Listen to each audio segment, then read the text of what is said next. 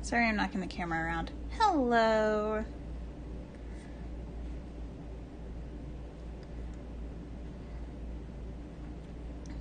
Alright, so that's that taken care of. We're going to go ahead and close all of the useless things that are going to beep at me. Hello! I am getting my shit together because I never have my shit together, ever, especially not this week. It has been a hard week. I will not lie. This week has sucked. Let's just get some Spotify going and chill the fuck out. Hello, potato. On the street. Then it turned out to only be a dream. I made a point to burn all of the photographs.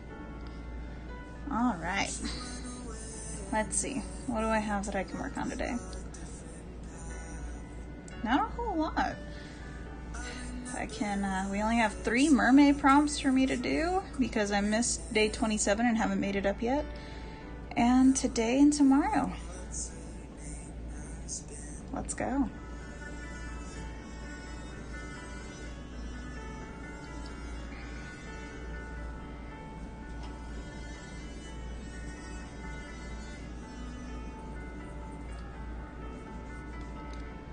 Seems that she disappeared without a trace. Did she ever marry or wipe his face? I made a point to burn all of the photographs. You went away and then I took a different path. We've got Volcano, Serpentine, and Atlantis. I'm gonna work on Serpentine right now because I have Volcano sketched out, but it's good to warm up. I wonder what her name has been.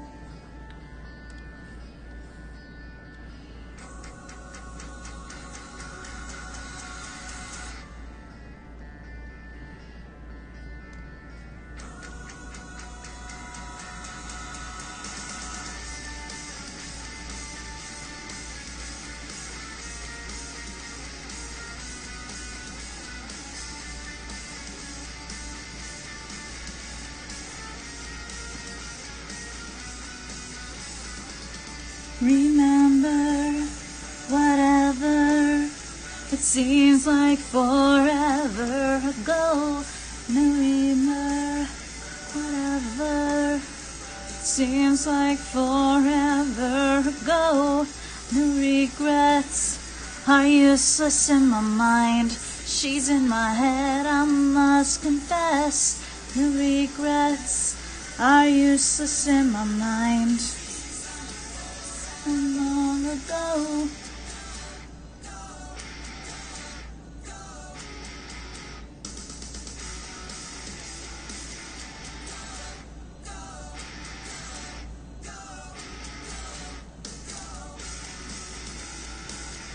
And in the darkest nights, if my memory serves me right, I'll never turn back time. Forgetting you, but not the time.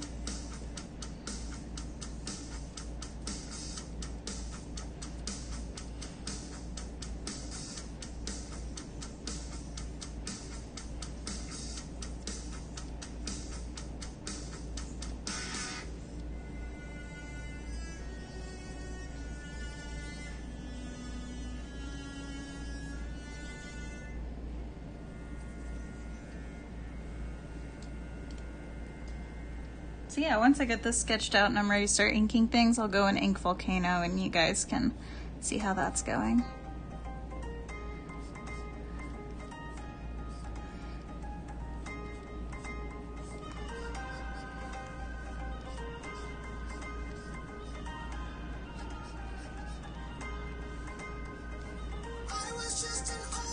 Child of the universe, then I found you, then I found you. You are the sun and I am just the planets. It is the Great Devourer, but Pythor is in this picture. Lady, what's inside you? What's inside you? This whole damn city thinks it needs you, not as much as I do. As much as I do.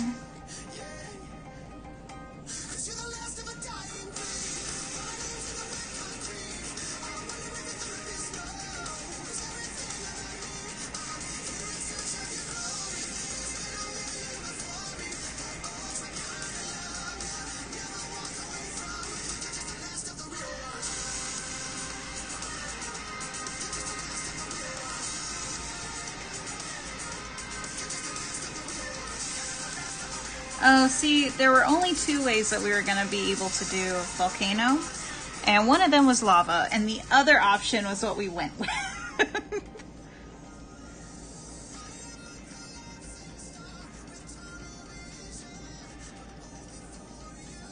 But only for you, my head is stripped just like a screw. It's been tightened too many times. I think of you when I think of you.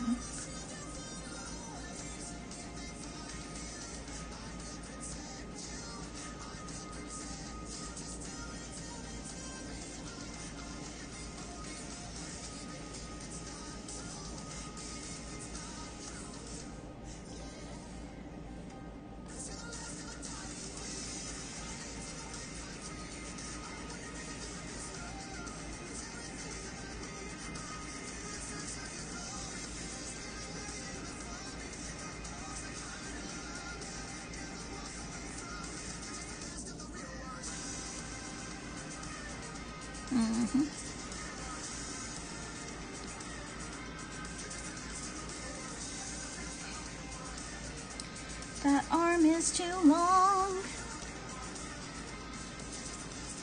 I'm here at the beginning of the end of infinity with you.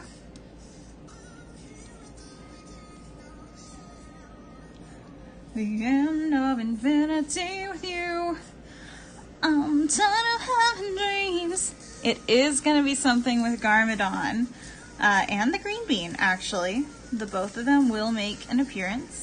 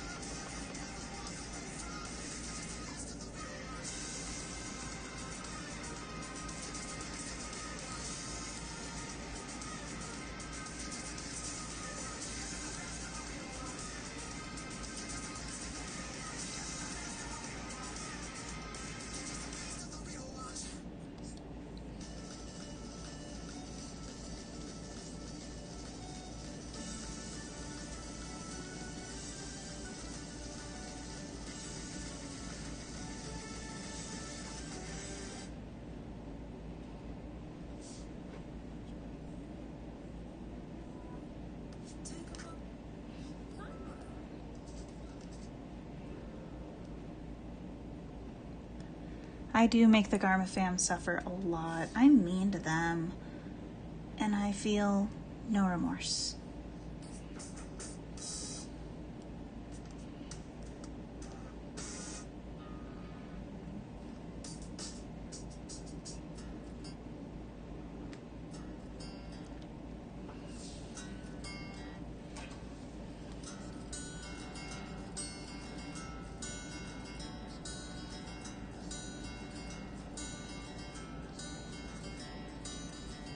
Another turning point, a fork stuck in the road. Time grabs you by the wrist, directs you where to go. So make the best of this test known as why. It's not a question, but a lesson learned in time. It's something unpredictable, but in the end it's right. I hope you have the time of your life.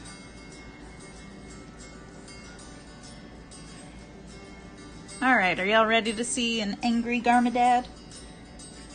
Don't take the photographs and still frames on your mind. Hang it on a shelf in good health and good time.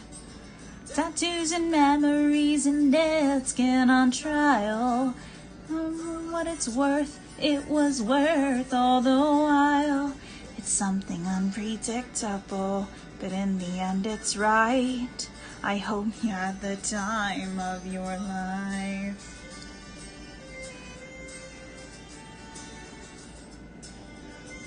Alright, let's do this. First off, we're going to see why Garmadad's mad. And you guys are just going to have to see this bit by bit as it's revealed, because I'm already on the inking part for it.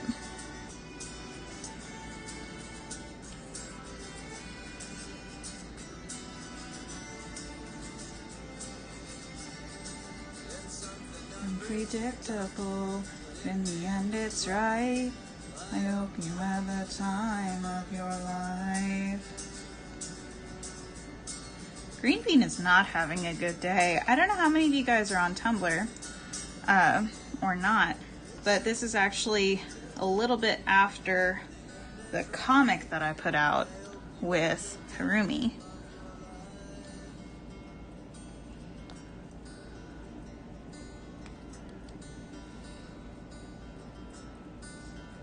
So Lloyd's not having a good time and might actually be a little sad right now.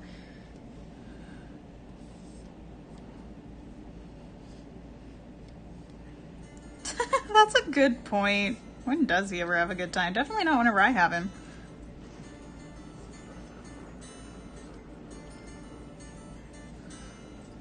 "3:30 in the morning, not a soul in sight.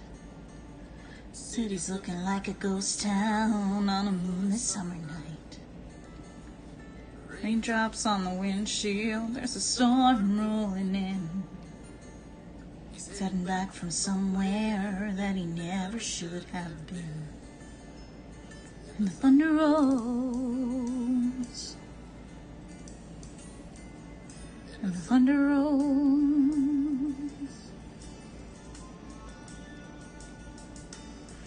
Every light is burning in a house across town. She's pacing by the telephone in her faded flannel gown, asking for a miracle and hoping she's not right. Praying it's the weather that has left him out all night. Thunder rolls, and the thunder rolls, and the lightning strikes. Another love grows cold, sleepless nights. Storm goes on, out of control. Deep in her heart, the thunder rolls. Now, there's no dinosaurs in the Merjago AU. I would have already revealed that already. You can't just reveal that kind of a addition on day 28 or whatever day this is.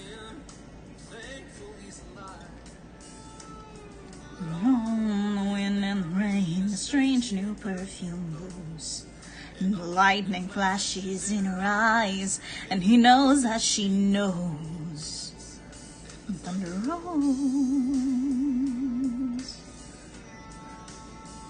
and the thunder rolls,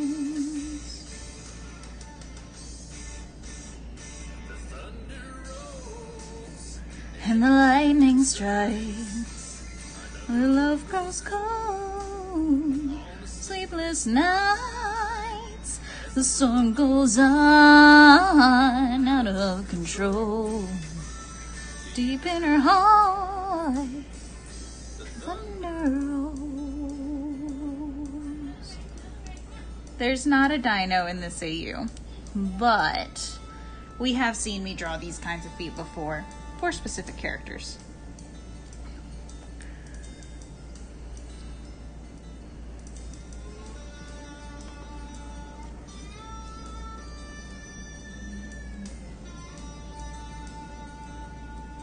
It is Garmadon in Oni form.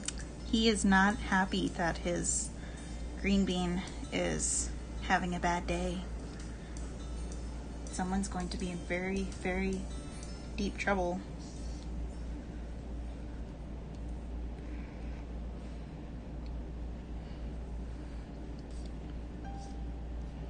Are we ready for emo tonight? No, not really.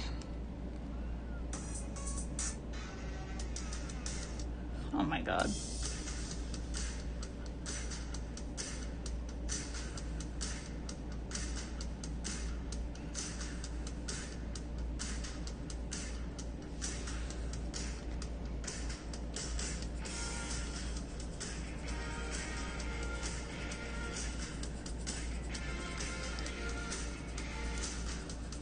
Let's have a little more upbeat Green Day up in here.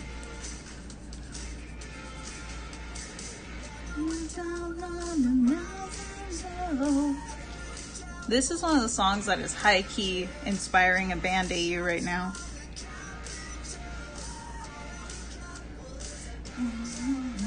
Oh, hello, cat. The lost, forgotten, are we the long-lost love? Are we the last forgotten? Are we the long-lost love?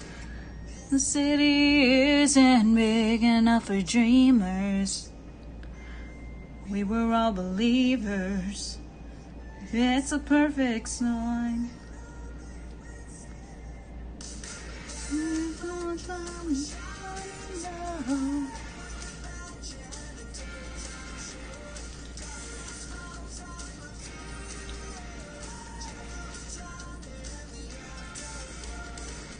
Are we the last forgotten? Are we the lost love? Are we the last forgotten? Are we the long lost love? Let's go to heaven and graffiti, singing hallelujah. It's a perfect crime.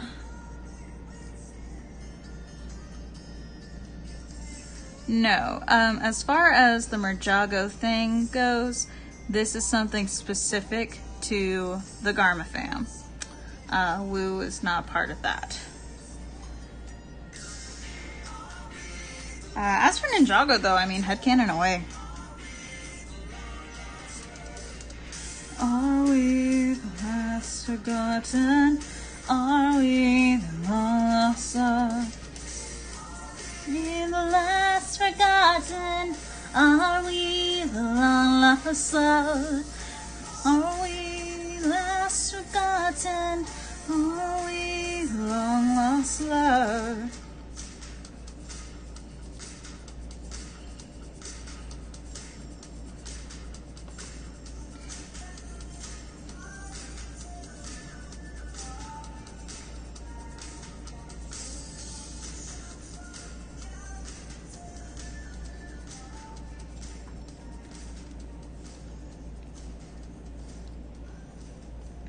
Y'all, I thought I saw this gigantic lizard the other day, but it was just a baby prairie dog running away from me whenever I was on the golf cart. It was adorable.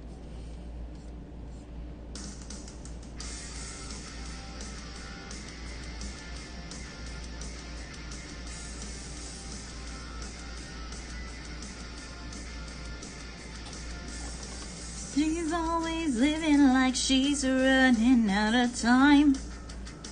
Too much just ain't enough to keep her satisfied.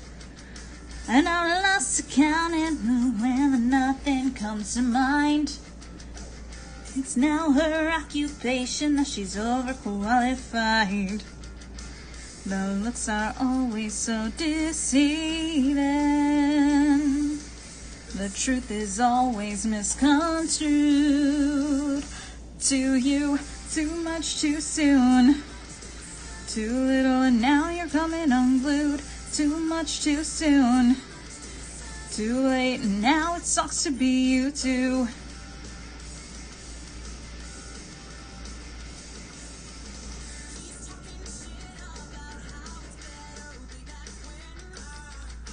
He lives every waking moment as a means to an end. You think I'm good, I'm not, I never used to be.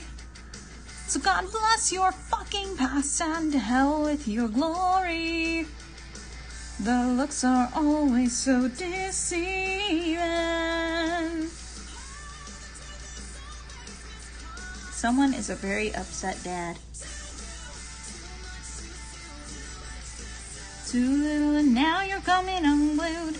Too much too soon. Too late and now it sucks to be you too. I'm not. It's only 7:20 where I am. Oh dear Lord.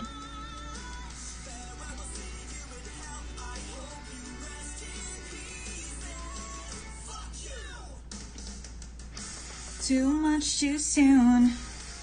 Too little and now you're coming unglued. Too much too soon. Too late and now it sucks to be you too.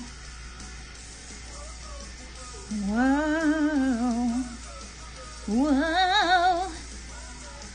Whoa. Whoa.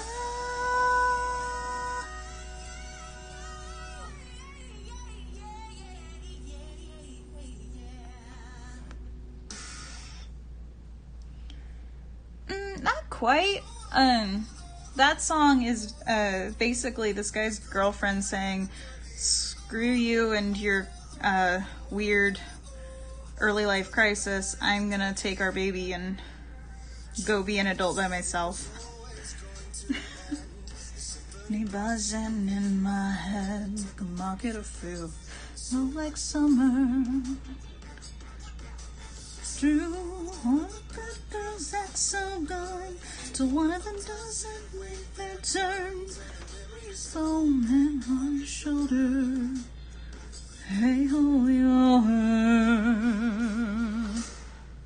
If you want to start a fight, you better throw the first punch, get a good one. And if you want to make it through the night, you better say my name like good, the bad, and the dirty.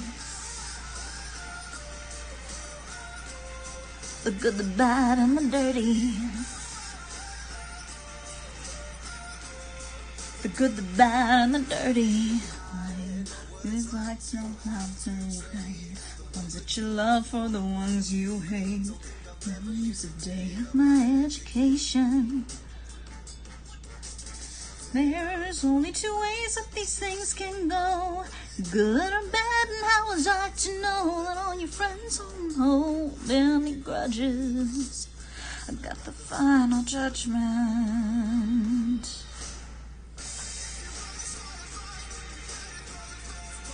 You're a good one, and if you want to make it through the night, you better say my name like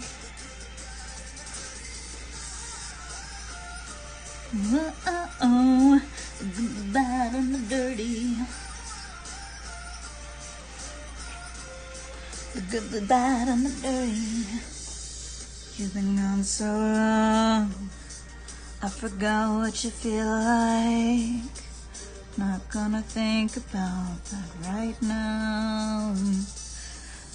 I'm gonna keep getting underneath you. I'm gonna keep getting underneath you. All our friends on us fall in love.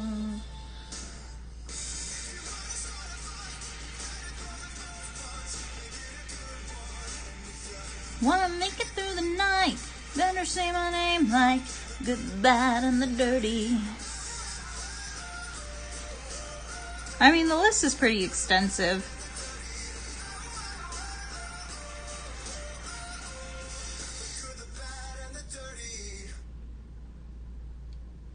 which is why, you know, at this point in Merjago, Garmadad's effectively storming the castle right now for Lloyd.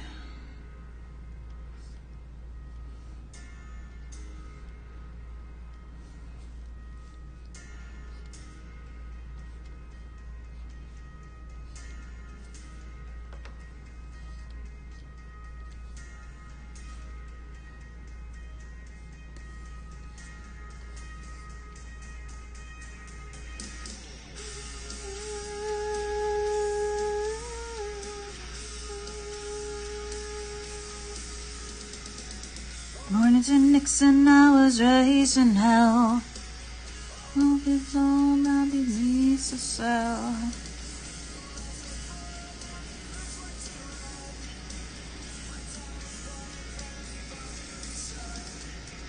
A generation of zero. I never made it as a working class hero. I once was lost but never was found. I think I'm losing what's left in my mind. The 20th century deadline. Oh yeah, it took me forever to figure out swords. I'm still very clearly working on it. Policy walks out to realm. Combination is what I understood. Video games in a tower stall. Homeland Security could kill us all.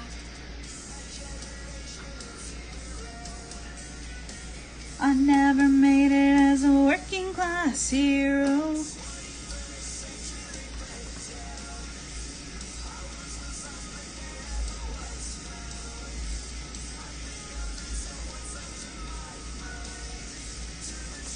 Why is this being so difficult? There we go. Learning to draw swords is hard.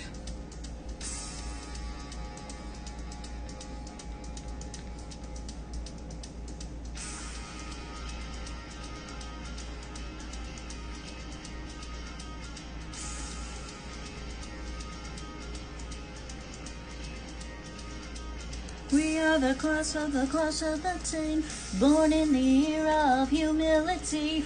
We are the desperate and the declined, raised by the bastards of 1969.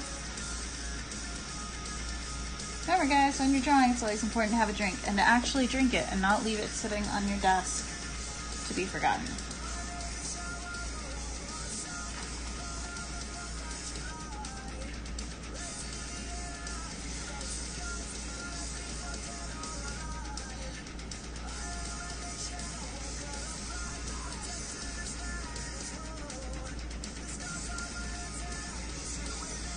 It's all that I have to show.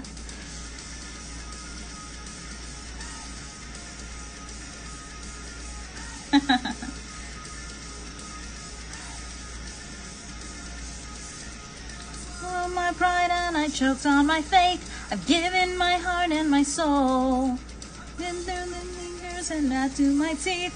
Failure of damage control. Through the edge and I've come out okay.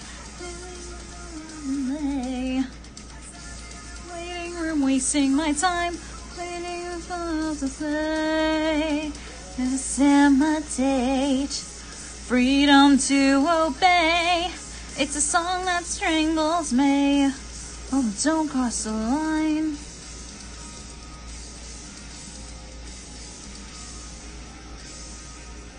Now the real question is that actually the tale that I've given Lloyd? Or did I just make that up and will I have to redraw it? Let's find out.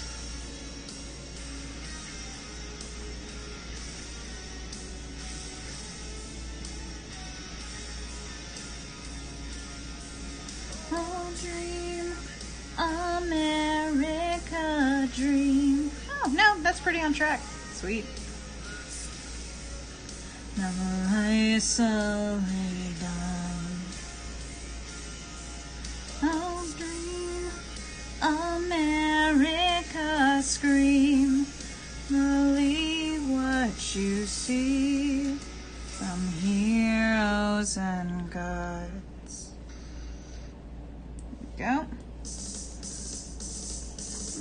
No.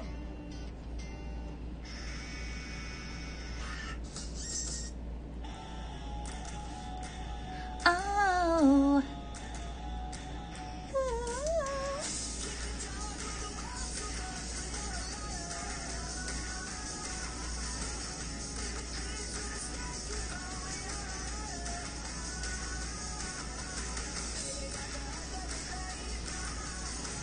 Let's see. Might actually be able to move on to color now.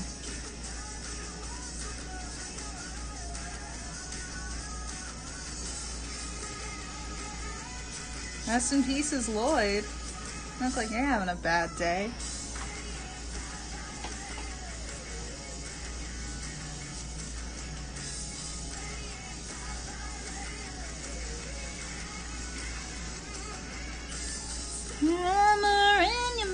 You're a liar. Green Bean is no longer confused on certain things. He knows that Garmadad is Garmadad. He isn't 100% clear on what happened to make him not be Garmadad to him. But he does see this guy as dad. He is 100% confused about all this. He's not real sure what's going on. But that's less, you know, that's less him being confused and more him low-key being a little out of it right now. Him's having a hard time. He's also confused as to how exactly he ended up here, since the last thing he really remembers is talking to Harumi on the dock.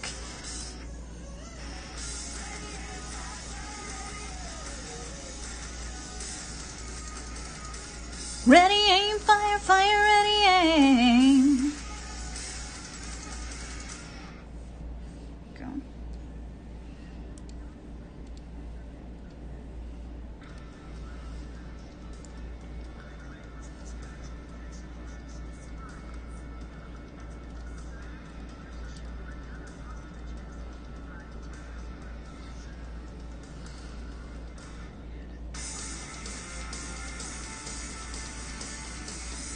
I love giving Lloyd like the palest blonde hair I can find. Also, I'm super happy to announce I am back to red hair, guys. I am so happy. Right, like he's having a confusing ass day. He's allowed a little confusion. It's a treat. I don't know if it's a treat. He might not consider it a treat.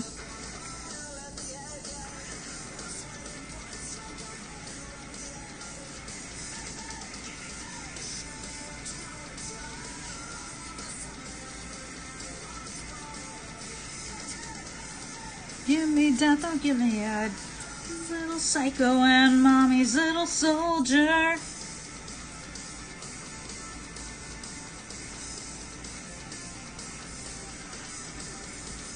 It's fire like a lion, more memories. Moments on the radio. I got my photo bomb, I got my Vietnam. It's like anybody else.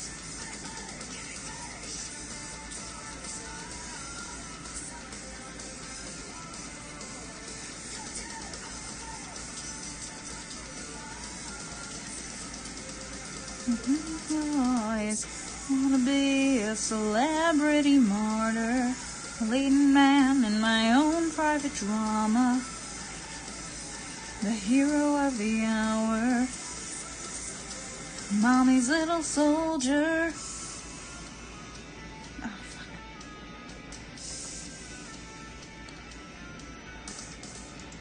Totally forgot about that part.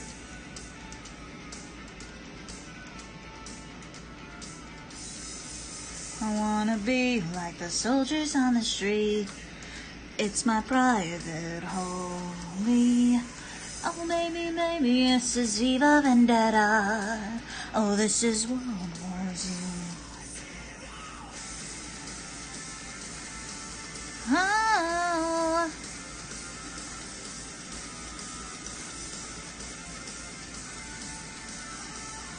Shouldn't have done that, but that is the right color. Wanna be a celebrity martyr, a leading man in my own private drama. Hurrah, hurrah, the hero of the hour. Wanna be a celebrity martyr, a leading man in my own private drama. Hurrah, the hero of the hour. Little psycho and mommy's little soldier. That isn't what I wanted to do. Totally forgot to color in Garm's tail. Can y'all tell I'm super organized?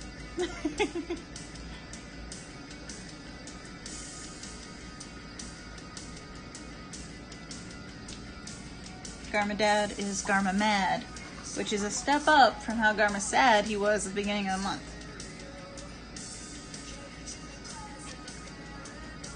Music to my bare existence.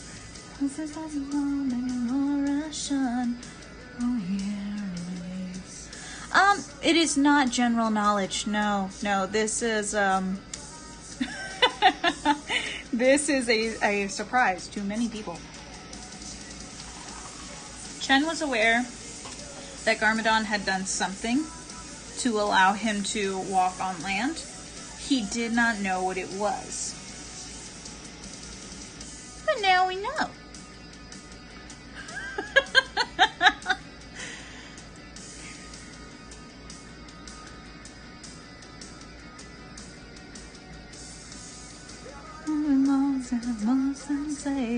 It's on a sanity. I just on the madness and concrete. Coca-Cola execution. Season out your state of mind.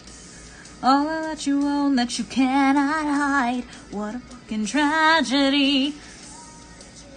Whoa, screaming at you.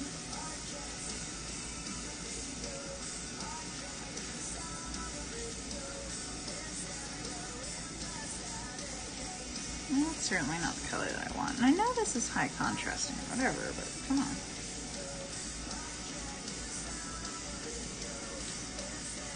In the static age. Hey, it's a static age. Well, this is how the West was won.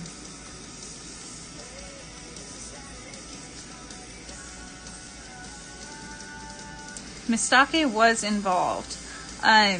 Chen doesn't know what Garmadon did. It does involve a potion. And he's actually not human or merman anymore. He is something entirely different. Which has been to his advantage since, you know, people can try and poison a human or people can try and poison a merman. But those poisons may not necessarily work on him, you know?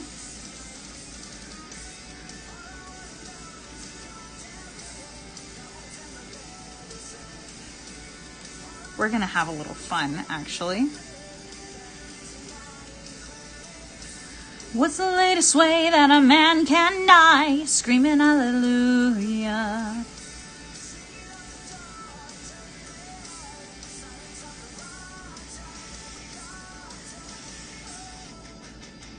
Poor Lloyd. He's having a very hard time right now.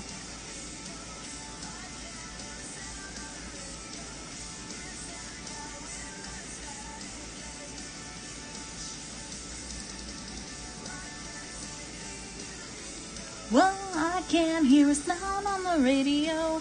I'm Mario in the static age.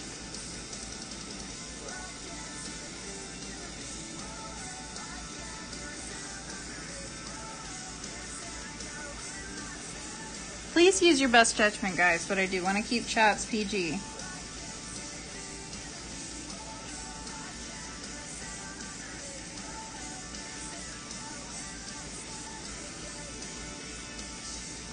Static age.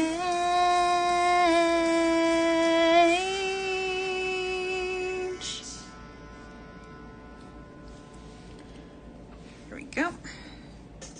Now it's time for my favorite part. Shadows.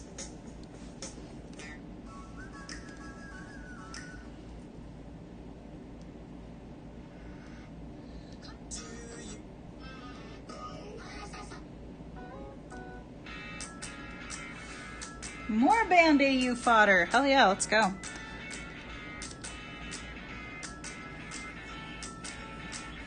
Falling on the dance floor. See, I like the green eyes if there's a reason behind them, you know? So green eyes because, hey, green power and all that? Hells yes. I will stand by little bitty 8-year-old Lloyd with red eyes and little bitty teen Lloyd with green eyes all day. But if there's no reason other than him green ninja, that's dumb.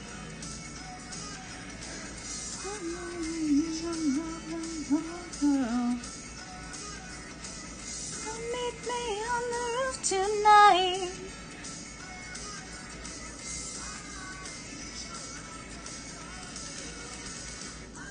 Mother Josh. Sing on the streets, sing with the pillow.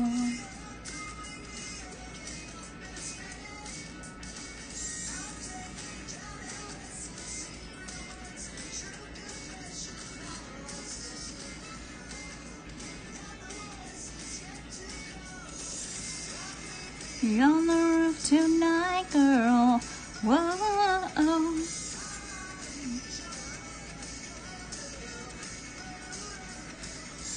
Meet me on the roof tonight. Whoa. I will say the red eyes have a reason in this. You guys are on stream, so you guys get advance notice. The big twist here is that Garmadon is Oni, not human or anything, which is very clearly evident here. But he got turned Oni before they had Lloyd, because that was how he was able to stay on land permanently. So Lloyd here isn't actually part merman, part human. He's part Oni, part human, and just basically shapeshifted as a baby because that's what it took to save his life. Which is why his little eyes are red here, because right now his body is fighting desperately to keep him alive. And we don't really know if it's going to be able to do that.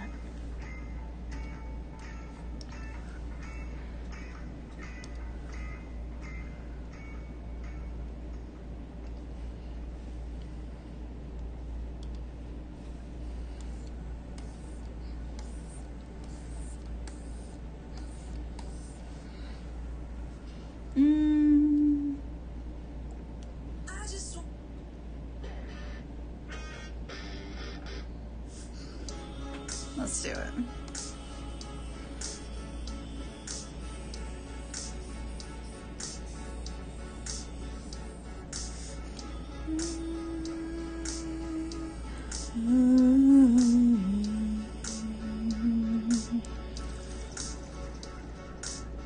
How long have you known about it? Know it from the start. Know it when I loved you, baby. What did you tell me? It ain't the truth.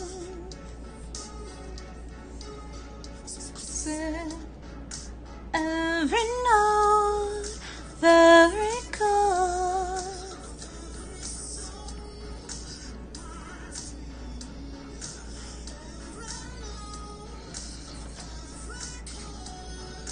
Every song, nothing that you gave up. You sold me out.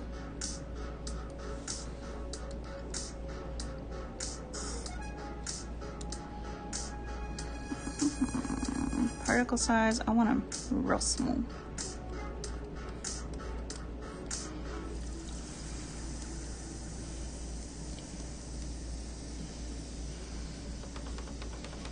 It's clearly not different enough.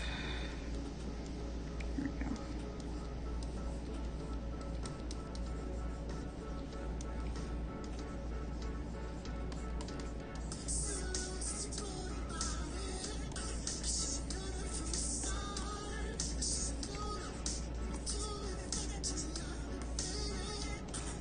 What did you tell me?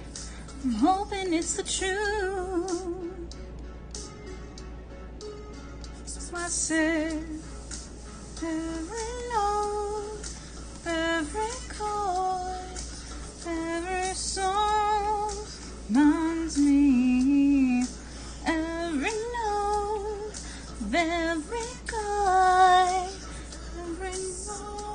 Well, part of it was, you know, being Oni. It's painful to shapeshift. Or at least for Garmadon it is, because he's not naturally an Oni. But, what was I saying? It is painful for Garmadon to shapeshift.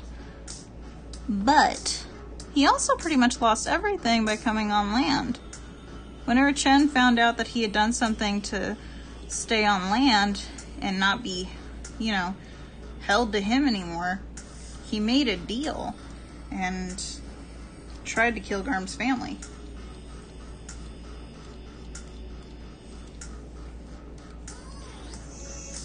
Not to mention, you know, being an uncontrollable rage monster whenever you get real pissed. It's gotta suck. Wu has no idea. He found Lloyd, thought he looked familiar, does not realize that he's actually blood relative, thought he had just picked up another kid the way he had picked up Moro.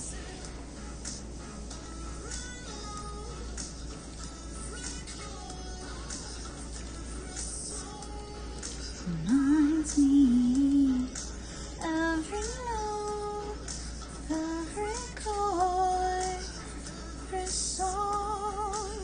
Say that you gave up.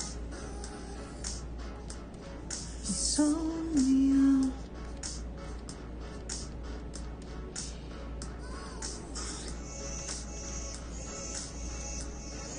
You'll see my attempt at doing backgrounds.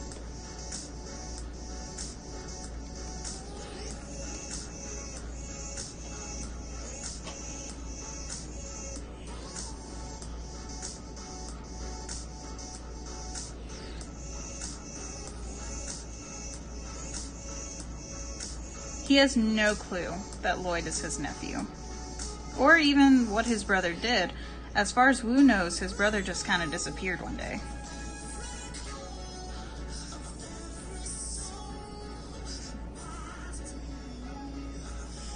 Every note, every chord, every song reminds me that you just gave up. You sold me out.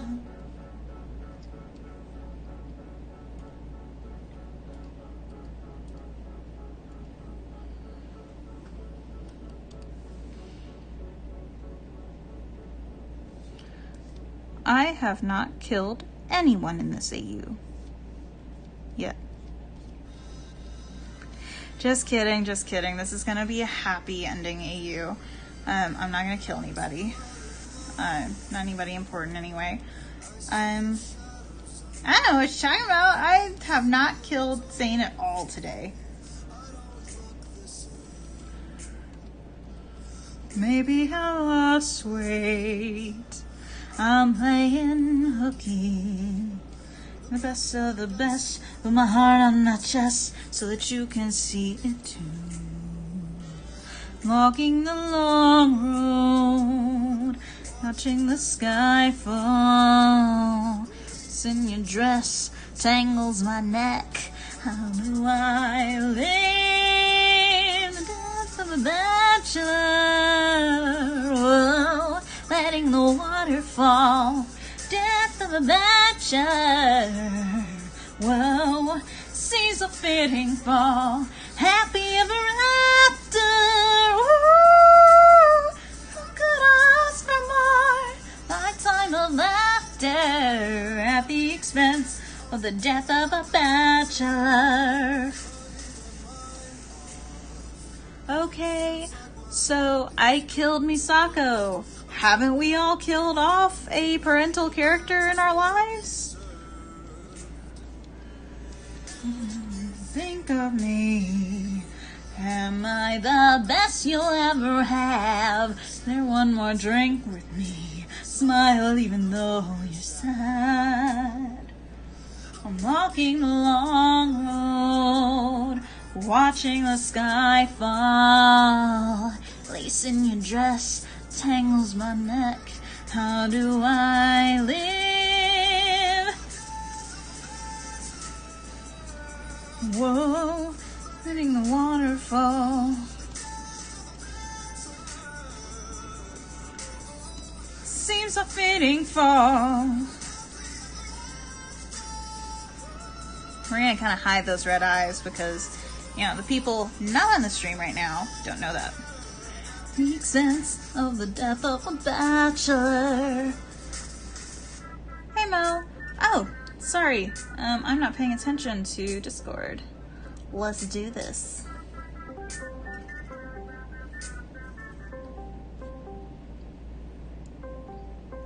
Homegirl, what's up? Hey, are you on there? Please say yes. Is your mic on?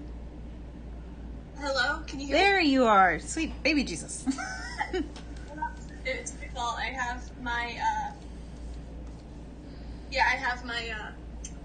thing.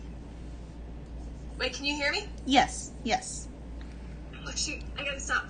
Alright, so I have stream pulled up on my phone and the volume still up, and so I was like, wait a minute, who am I hearing?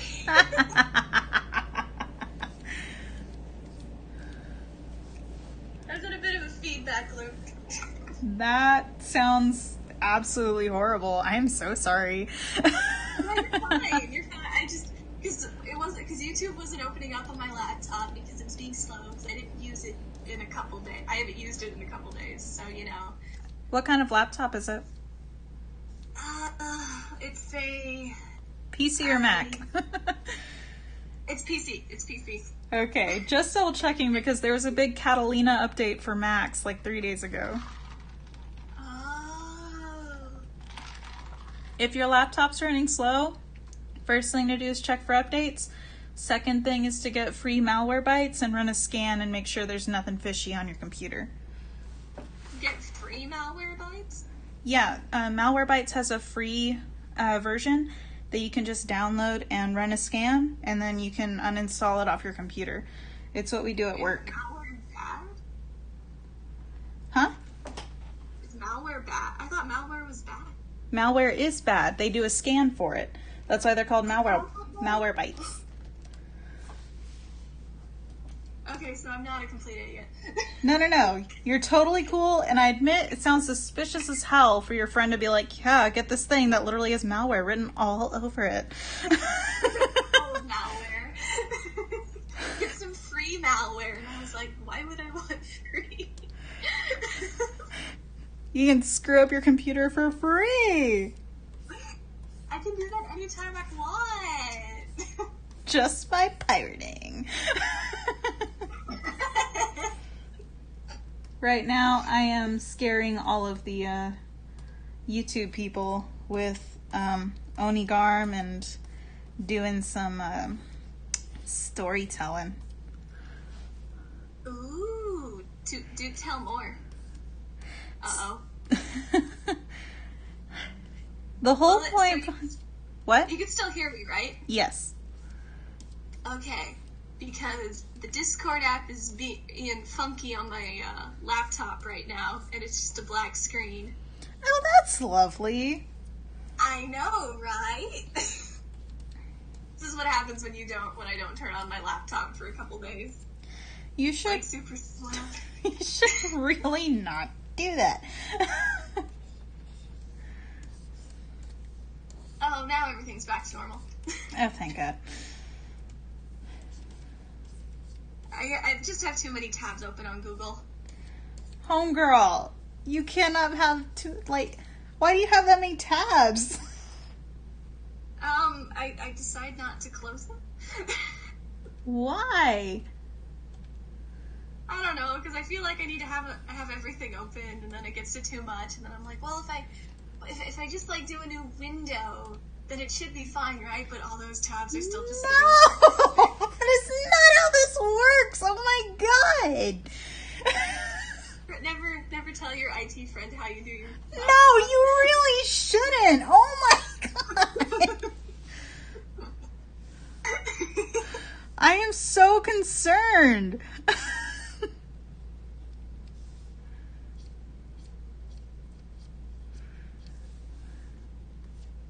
Garma dead is Garma mad. Hell yeah, he is.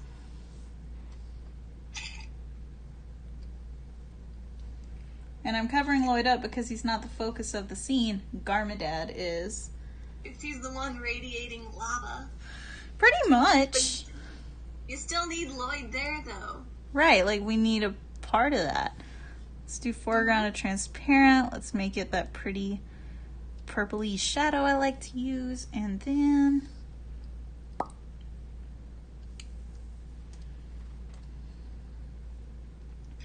And that, kids, is how you darken an entire drawing.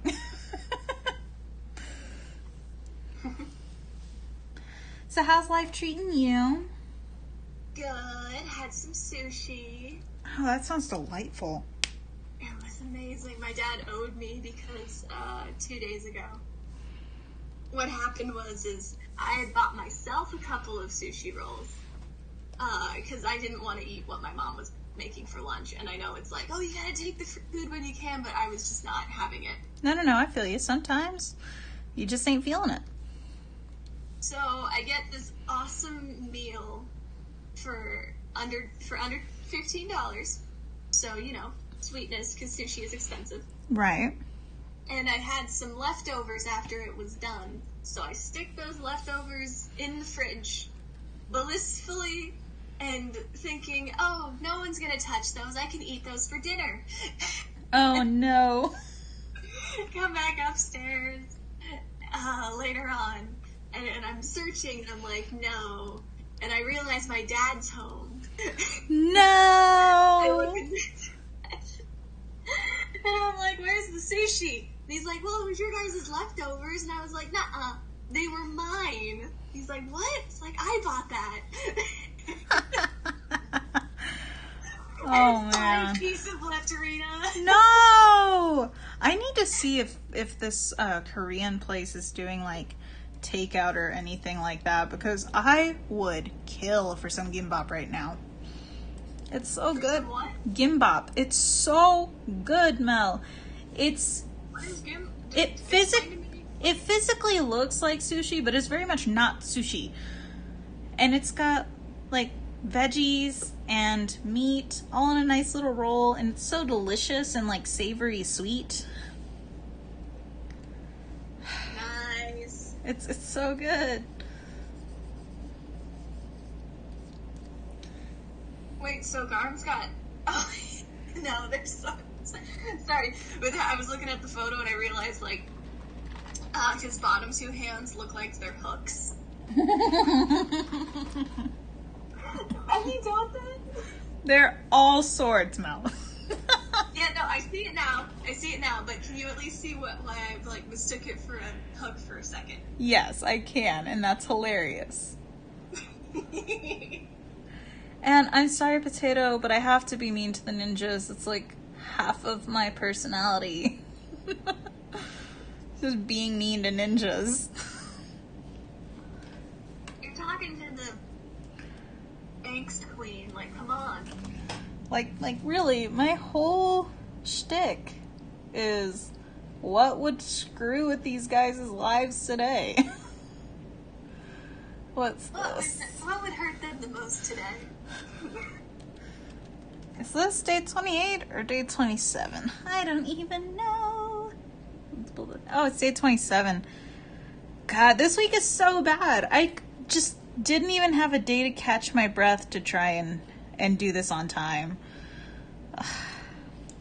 3 days behind is not bad. You're still drawing something for everything. That's better than others who just skip days. You know, I try not to fault the skipping days because, don't get me wrong, I run out of steam 100%. This week is evidence of that. I put way too much on myself to finish this. I'm like, no, you've done the whole month. Are you a coward or are you a man?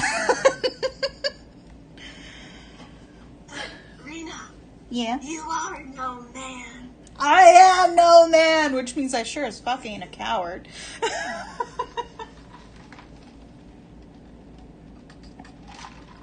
Fluff? What is this fluff you speak of? Listen. Rena? Uh-huh. It's good. No, I meant, sorry, I'm like talking to Potato. You're good. Sure, I'm addressing the fluff. You see, you gotta balance this stuff out. You gotta do the angst, and then occasionally get good inspiration for good fluff. Yeah, here's the thing about angst. Here's the thing. You can't have hurt comfort without hurt. Yeah. And you just can't have good angst without some fluff to make you care. Like, oh, there is a light at the end of this tunnel. Maybe. I can't guarantee that. But the thing is, so like if you look at the way that we introduce Garmadad, you know, aside from the shadowy, oh hey, the captain of the Oni looking all sorts of imposing or whatever, the way that we introduced the Garma fam for this year was with that super cute little turtle picture. That where everybody loved. Where they're all together and they're all happy. And now we fast forward to the end of the month and shit has royally hit the fan. Hey, I made a pun. I deserve credit for that. Royally hit the fan. I am proud of you. Thanks.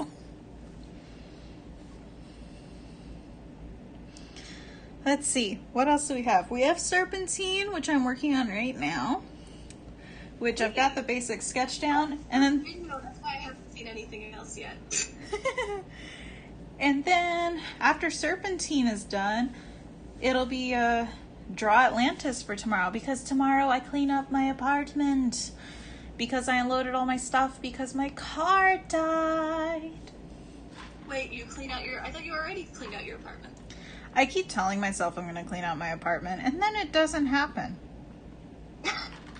I have executive dysfunction, kids. This is me with this little fan season chapter I was supposed to write. You can't tell me these things while I'm taking a drink. I'm gonna spit all over my stuff.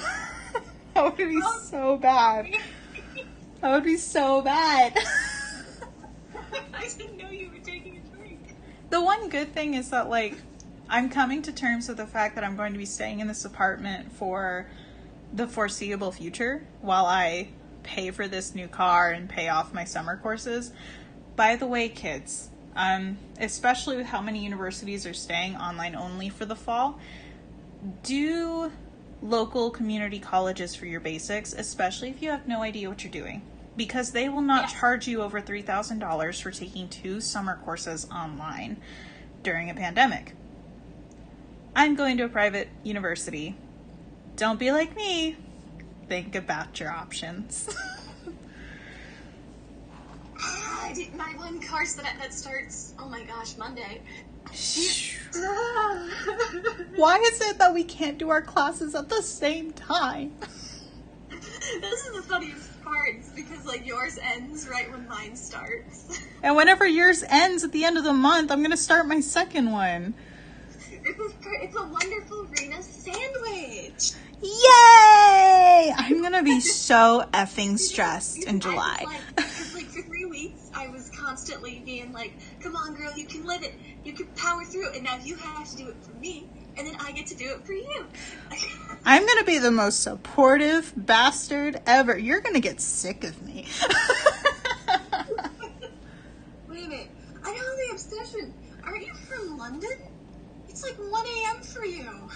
Yeah, no, they straight up were like, LMAO, it's 1:30 right now. And I'm like, bitch, I can't really tell you to go to bed because I stay up till 2 and 3 on a regular basis. That, however, does not mean you should be like me. You should actively strive to be better than me. Also, unhealthy obsession. Didn't you say you were like 14? Oh my god, you're a baby! Go the fuck to sleep!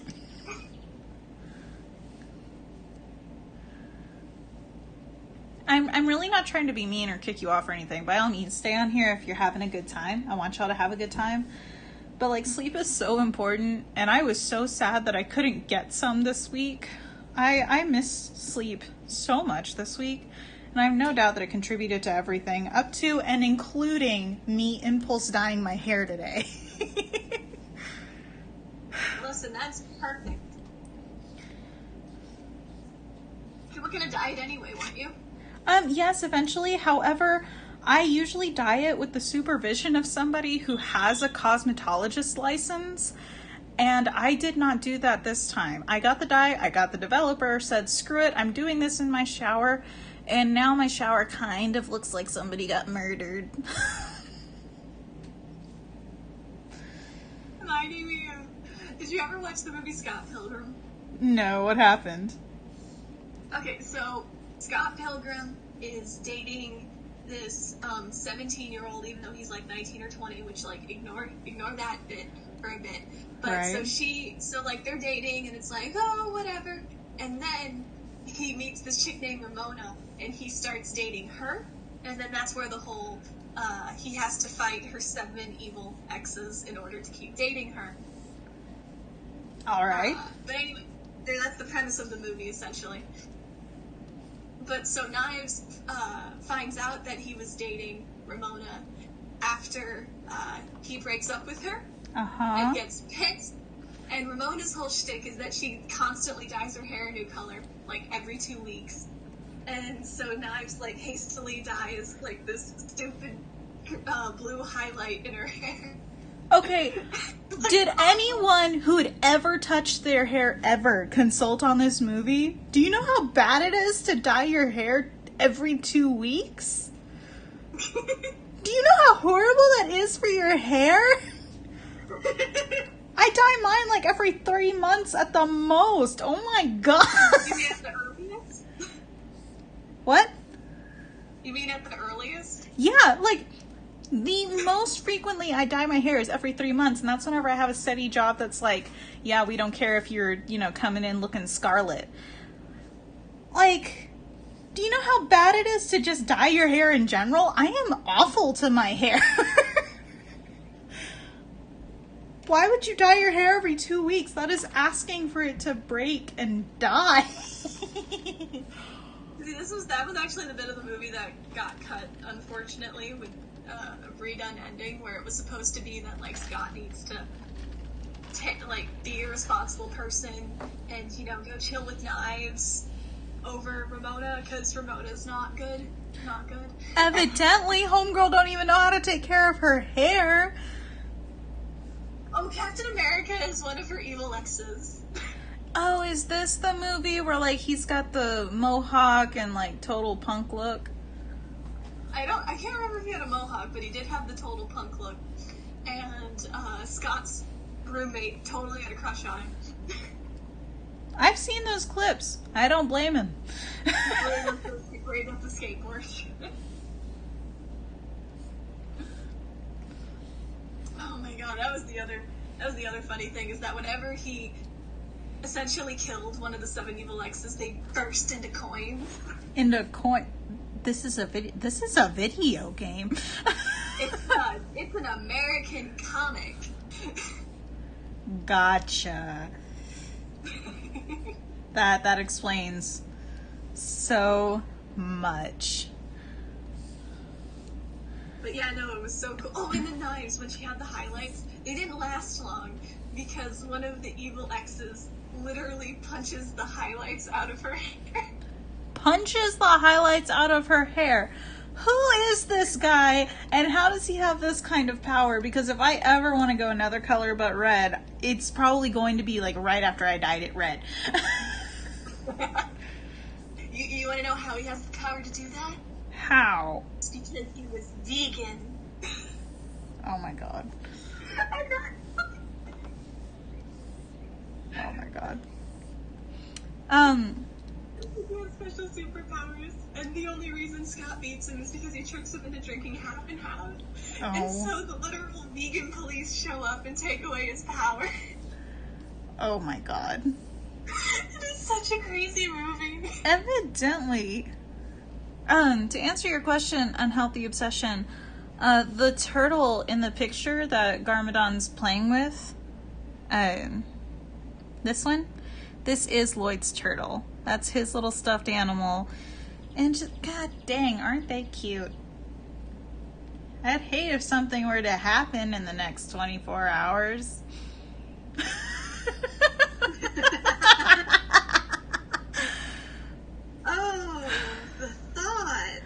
Perish the thought. But Perish. I mean, I'm sorry. I know I keep saying it, but it really has just been a long week. And what that turns into is me being very mean to these characters.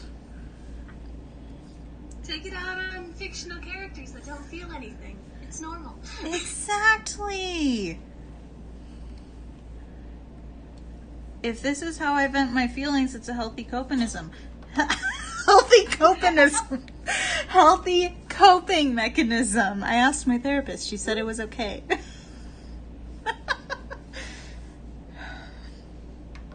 Okay, so I'm looking at your past Merjago blogs, and the top 2 ones with the most notes are number 1, the one where Kai is falling and Nia and Moro are trapped in the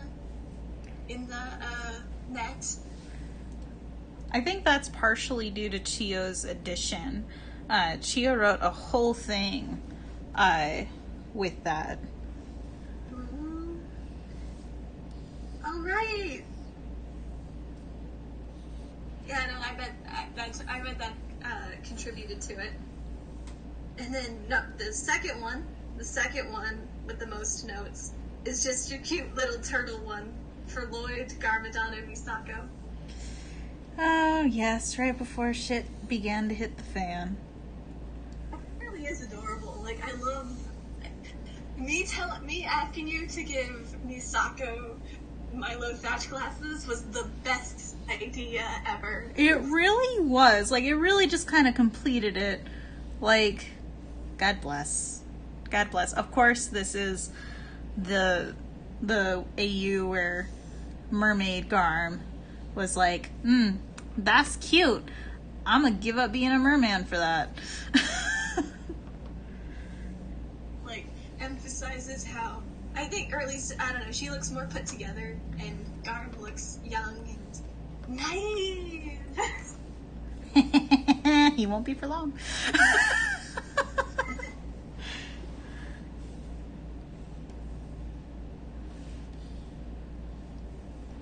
Oh, but then, shout out to your one with Mia and the Nindroid. That one's got 168 notes.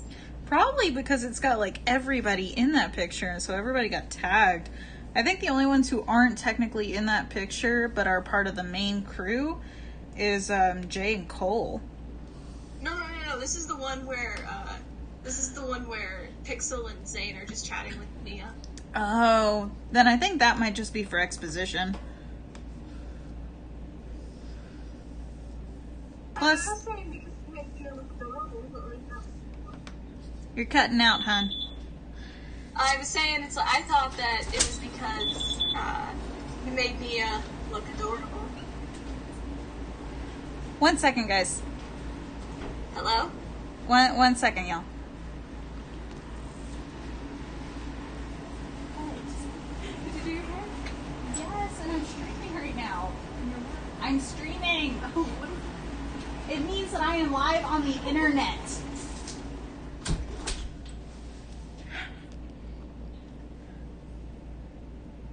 I love my sister so damn much. She has no concept of timing. Just came out here, she's like, did you do your hair? Yeah, and I'm streaming right now. Please go. I love you so much. Fucking leave. Oh man, I didn't even realize you're one with the 2 Nindroids. Uh-huh. 199 notes. Holy shit. As in when they're mermaids with the dolphin. Oh, yeah. I love that one so much. They look so happy.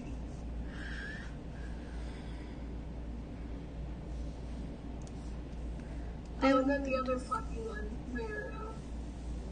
where Jay wants to touch the eels. Jay is so 92 notes. cute. That's gotta be because of the lighting. I love the lighting on that one. Oh, it's gorgeous. Yeah, definitely. Am I still cutting out? No, you're good. I'm trying to read comments. Uh, It just says my voice connection is iffy. no, your voice is coming through just fine. Well, no, I was looking on Discord and it was red for a second. Oh, well, maybe Discord's a bitch-ass liar. Maybe.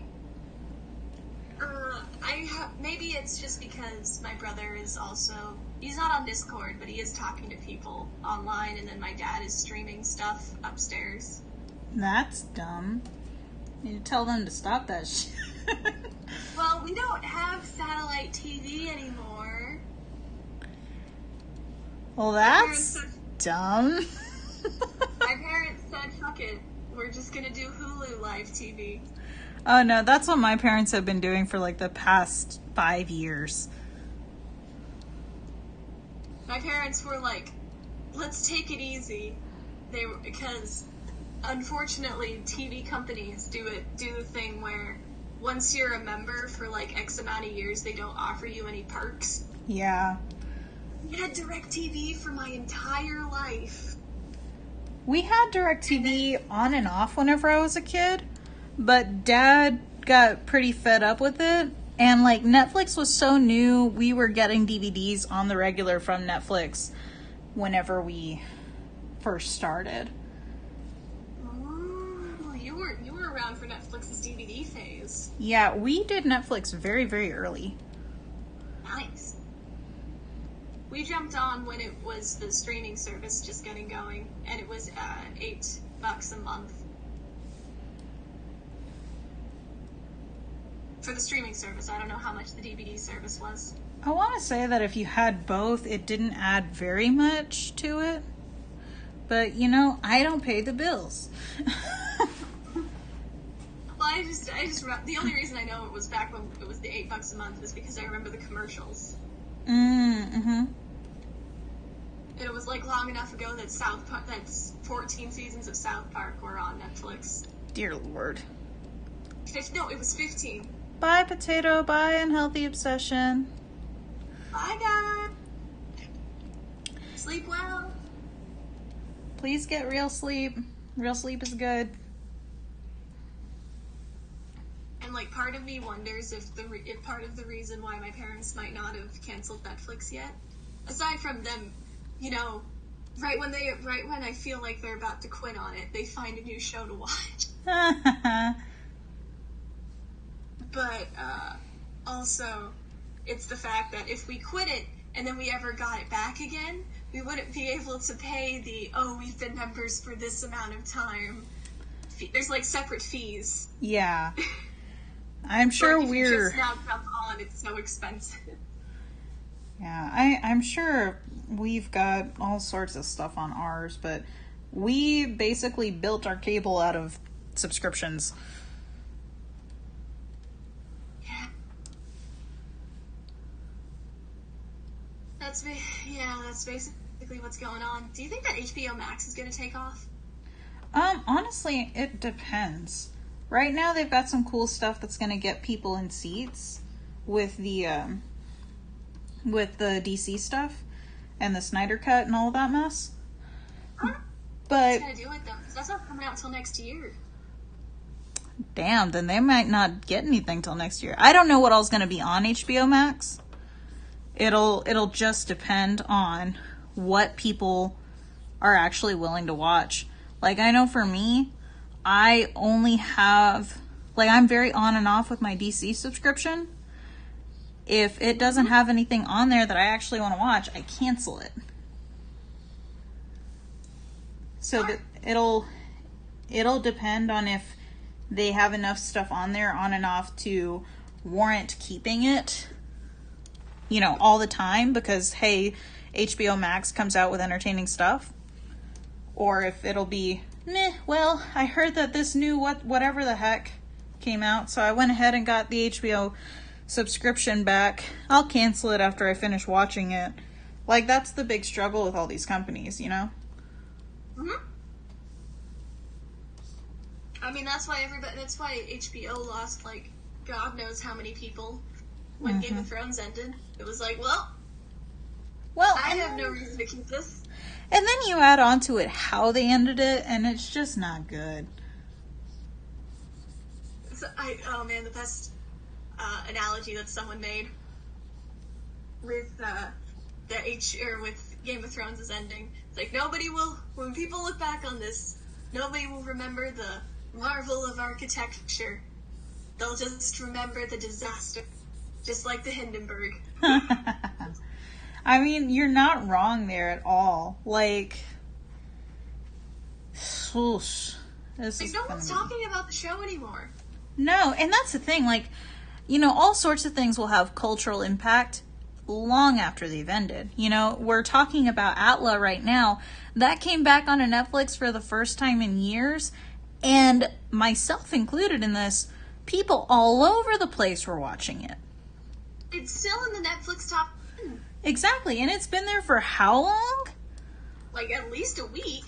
Yeah, that's impressive as hell. And it shows how much of a cultural impact the show had. You compare that to Game of Thrones, and the fact that as soon as it ended, and once the initial "I cannot believe they ended it that way" wore off, and now nobody talks about it, that's how bad of an ending they had. I think the best part though is that the nature, or other people have pointed it out, but the backlash with the Game of Thrones ending, it was actually targeted at the right people. For once, For once, everybody was like, showrunners, what the WTF, versus, harassing an actor off of social media.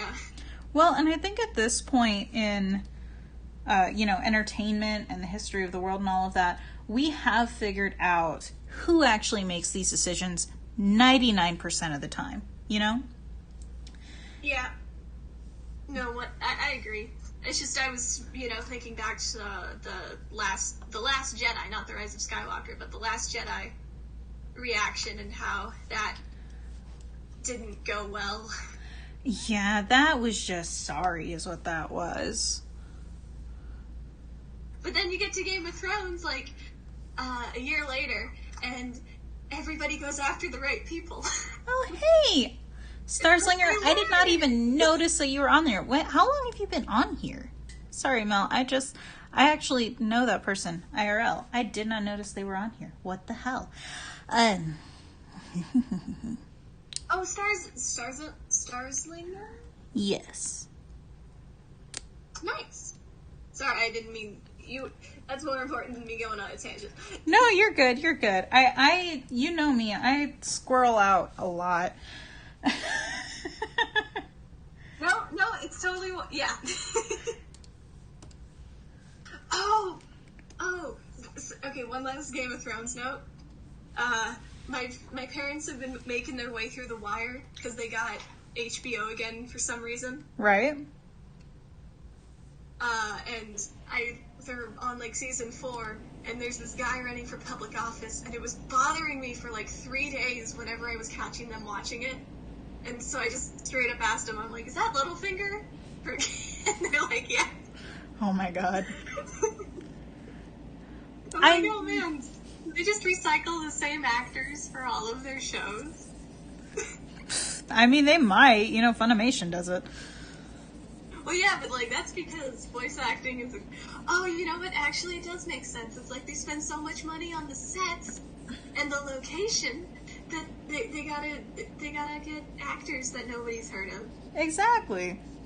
And Ethan, I just like to make sure before I call anybody their IRL name online, because I don't know what your business is. I don't know what your stance is on these things.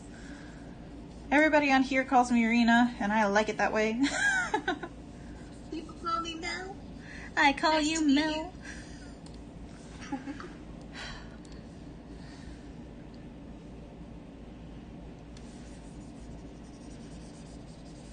What can it end?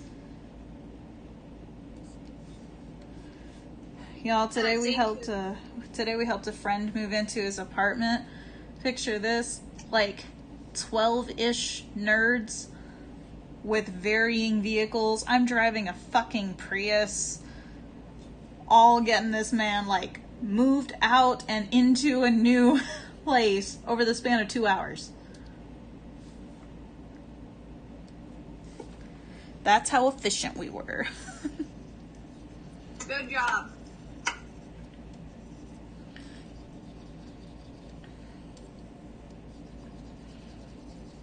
You know, Rena, with Avatar still being in the Netflix top 10, I think it's more than just cultural impact for when it came out.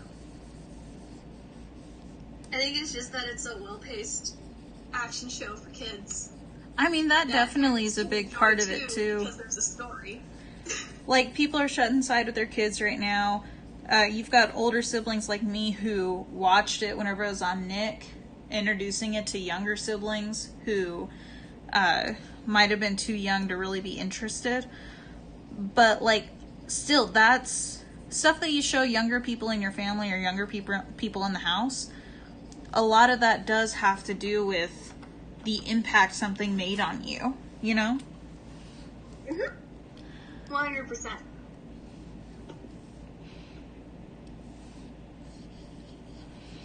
We're gonna make that a little see-through because it's a fin.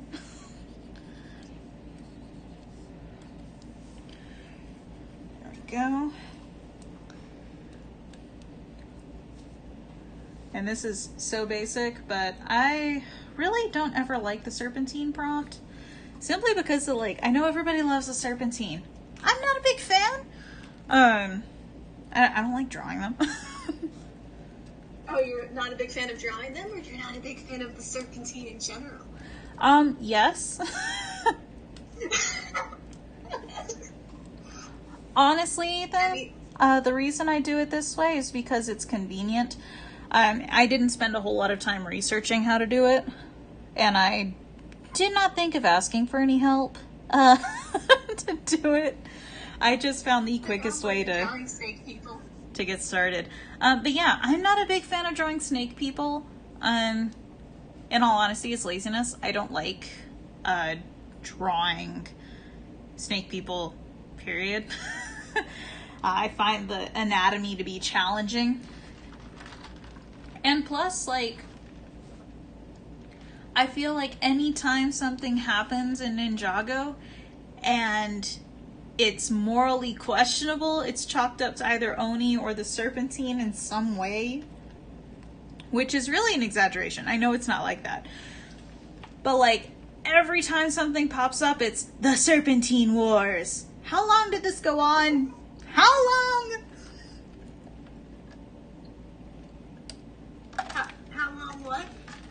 How long did the Serpentine Wars actually go on? Because apparently they're either so short that Ray and Maya got involved, met, and then they won before having kids.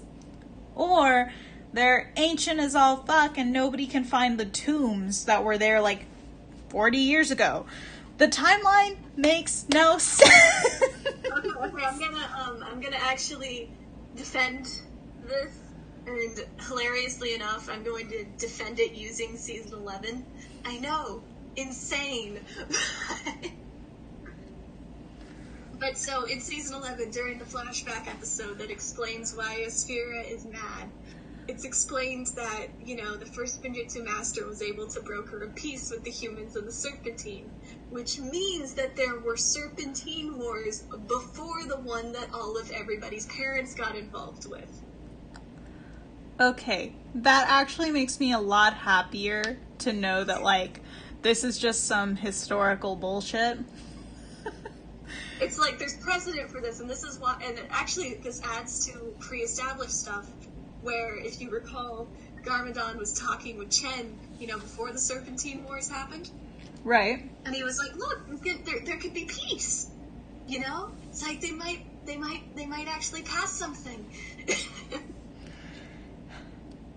Like, it wasn't all-out war yet, but there was a lot of tension and whatnot during Garmadon's time. Before the kids. I feel ya. I get you now. I still don't like drawing them. No, it's fine. It's fine. Although the other thing I want to argue with you is that I thought the whole morally questionable stuff with the Serpentine War was basically all put on Chen.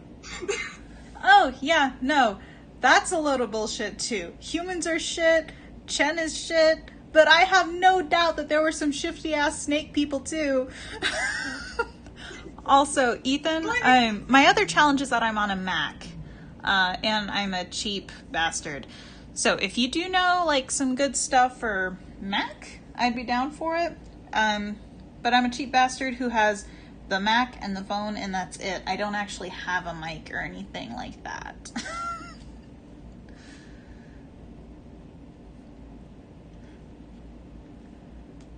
Are you still there, Mo? Yeah, actually, there you are.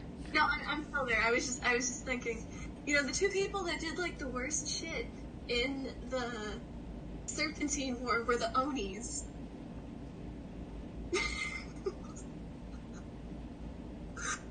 Stop Mustaka is like, mercy, never heard of it. And so Garmadon sends them to hell. You can't say these things while I'm taking a drink.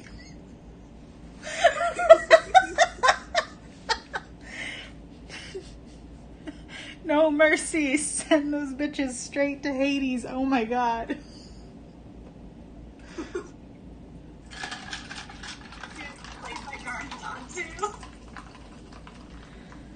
So the last one is Atlantis. I know everybody wanted some fluff.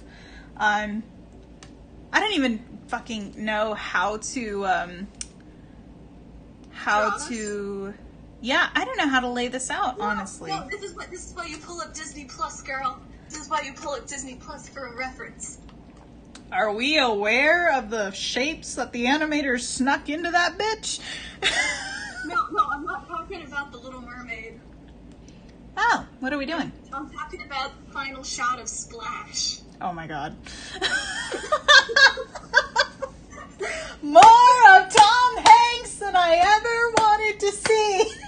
Oh, come on, that's not what I'm talking about. You know it. I'm never going to let you forget that.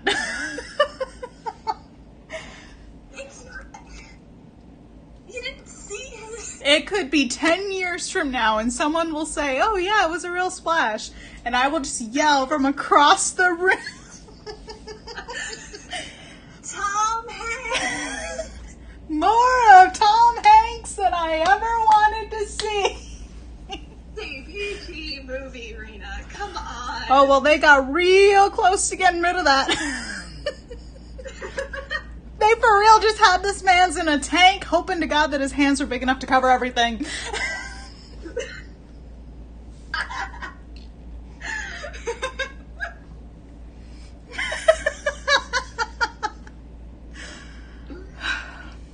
Oh my god, my dad had the biggest burn against Disney Plus yesterday. I have to tell you this. Oh, fuck it up. Hit me. So I was complaining to him how HBO Max's trial was only 7 days. And he was like, yeah, but, like, they have stuff. And I was complaining, and I cited Disney Plus, and I was like, well, look at what they did. And my dad's like, well, yeah, but they have nothing.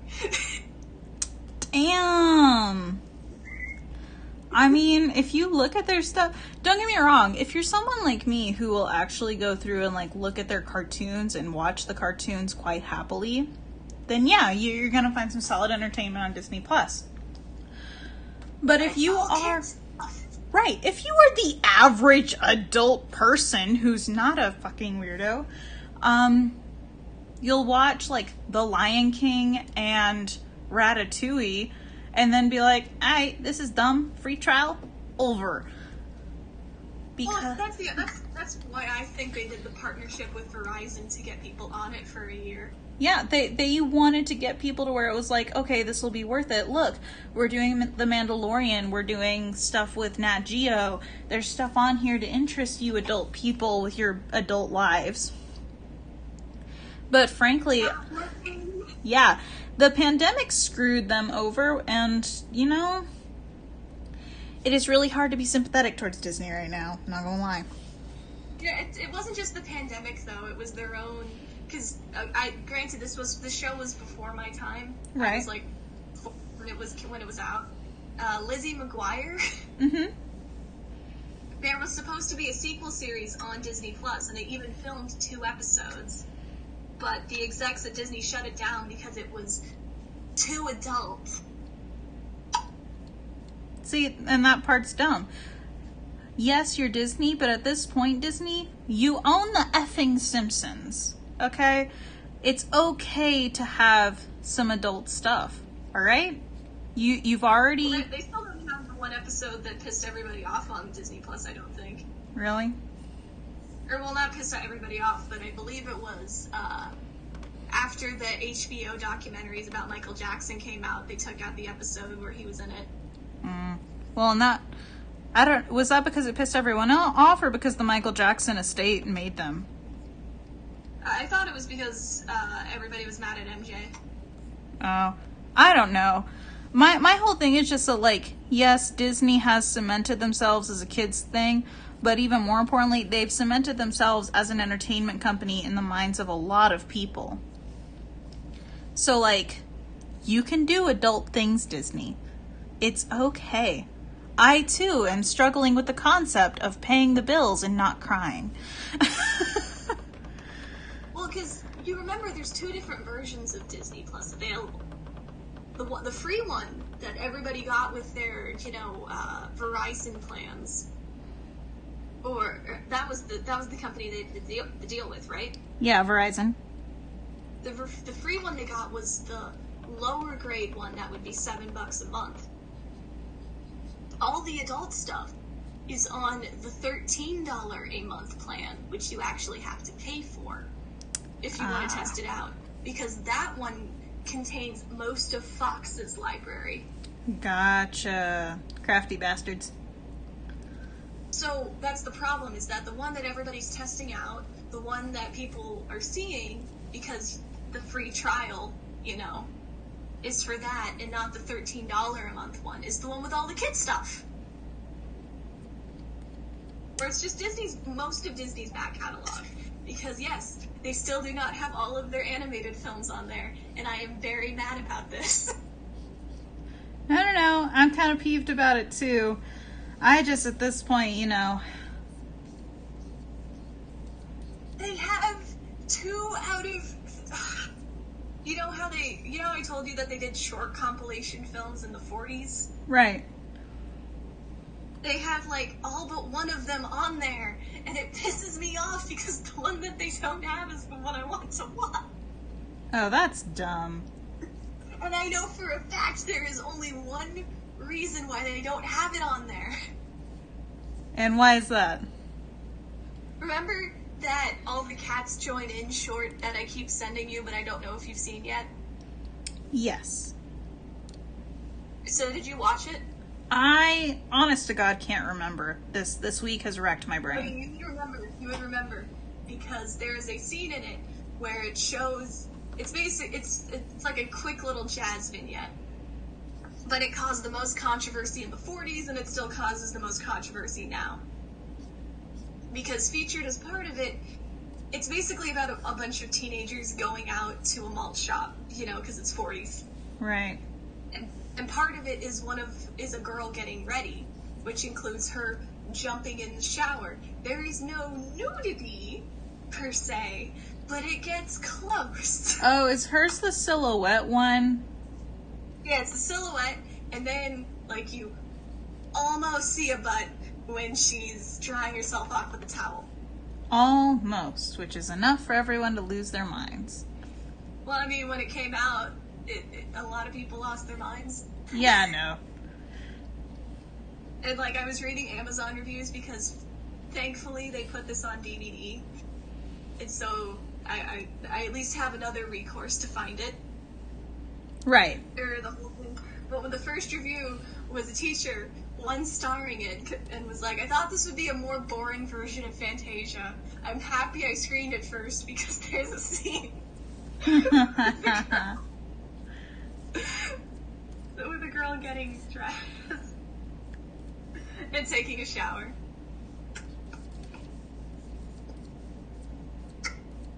But yeah, that's the last one on my list that I need to watch, and it's the one I can't see. that really stinks. So to be clear, Disney is totally okay with you seeing most of Tom Hanks, but not almost an animated girl. Disney, are you aware that like 98% of the internet is animated girl? Are you aware?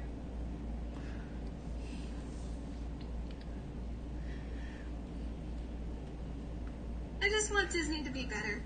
Oh, but that was, because you know how the other part of Disney Plus's draw was the giant back catalog. You know, it's like, look, we have all this from back to 1927, which is a whole other issue. Right, like, okay, yes, you've got stuff from 1927, but you're also going to have to slap a racist disclaimer on everything. Well, most of Disney stuff back then wasn't actually that bad. At least from what I've looked into. That's yes, fair. There are the Dumbo crows, but... There's the Dumbo crows, there's the Siamese honestly, cats. The real problem. The crows are the nice guys that, like, help him, remember? Right, but, like, you know, there's a whole lot. Yes, I get it. The leader's name is Jim Crow. There are some issues. We have some problems. But actually, the song that they sing, you know, when I see an elephant fly, I read somewhere that was actually written by an African American guy, but Disney didn't credit him because they were afraid, I guess. That's so fucking stupid. This is the same company. This is the same man, though, that, like, torched one girl's career just because he wanted Snow White's voice to be unique and nowhere else could you hear it. That's stupid. Indeed. This is going to be such a fun picture because it's like all the kids, including Moro, just running off to go be happy. And honestly, Ethan, going back to the issue with like the tech, I'm this close to, you know, biting the bullet and getting a mic or getting a headset for this. The big problem is now, of course, I need to pay for a car. Oh. Fuck.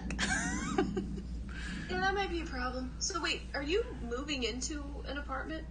So I am staying at my parents'. The thing is I live in what used to be a garage. Way back when the people before here decided they wanted the garage on the other side of the house, and they turned the former garage into an efficiency apartment. If we put in the repair, I have a working stove and a refrigerator freezer unit in here. Like, it's a furnished apartment that I could very easily live in, and probably will, because the pandemic's kind of screwed me over on a couple of things. Oh, you said you were living in an apartment, and I got confused. I was like, wait a minute, I thought you were at your parents' house. Yeah, we call it the apartment simply because of, like, that's what it is in our minds. That's a separate thing. If you took this little building or whatever and plopped it across town, I would say, you know, oh, I'm just living at an apartment, and it would not look like I'm living with my parents. But I'm living in my parents' property. And that is totally fine. You'll be, like, self-sufficient. Yeah, pretty much. I have my own, you know, entrance and exit and all of that, so it doesn't bother them. And they trust me with all my stuff, so.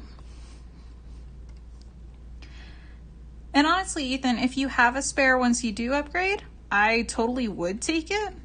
Simply because I am a little, you know, scavenger gremlin. But don't make that a priority.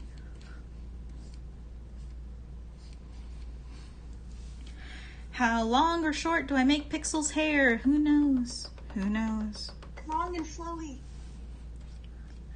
Try to figure out what it would look like without the ponytail.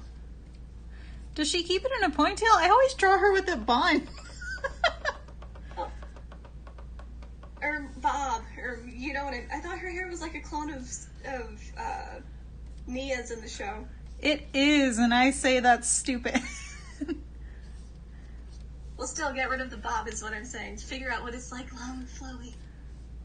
Because, I mean, it would come undone, wouldn't it? Yep. And, wait, didn't it in your Zane and Pixel pick? Oh, it definitely did. It's more like shoulder length.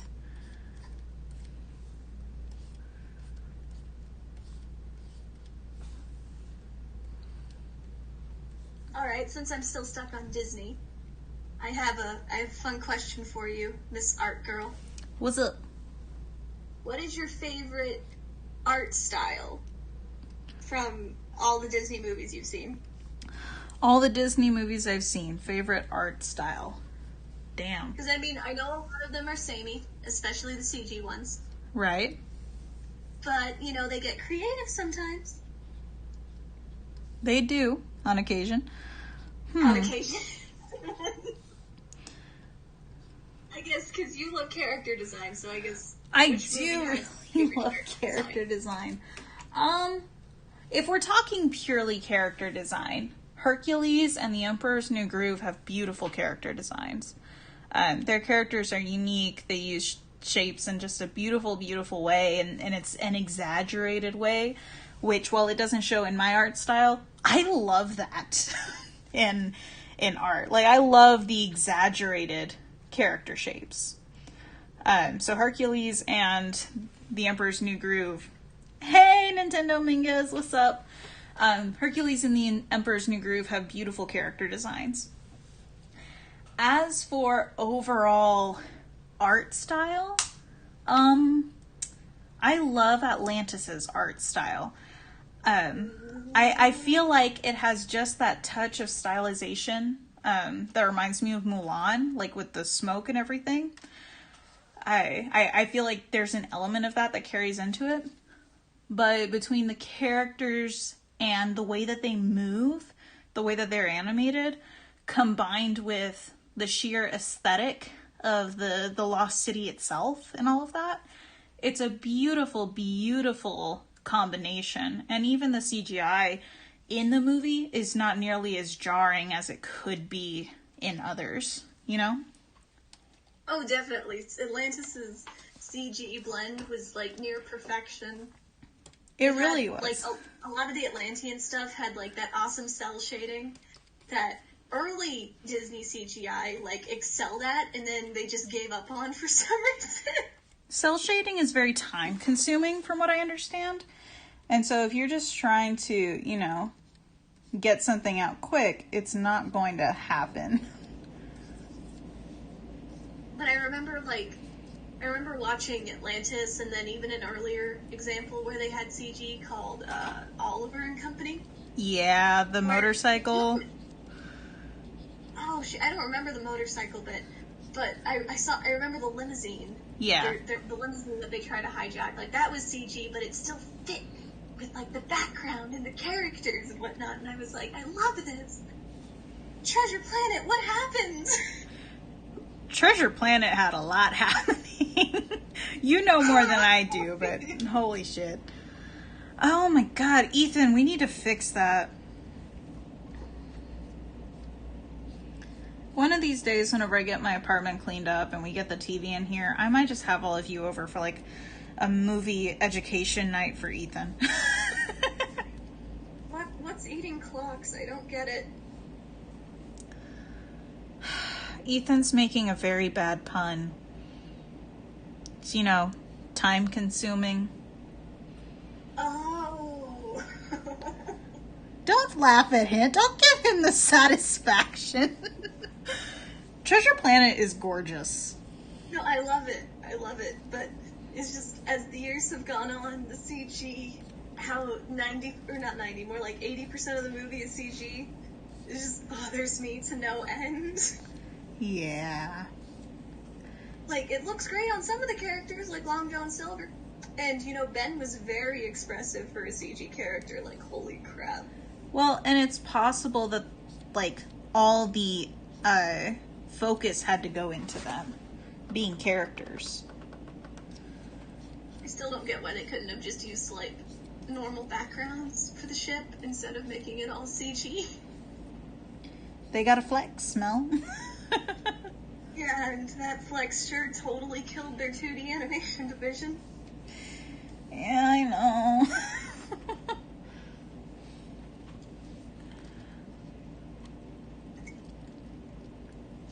But hey, Ron Clement and John Musker got to make their passion project, and that is what matters. Indeed. Their 25-year passion project.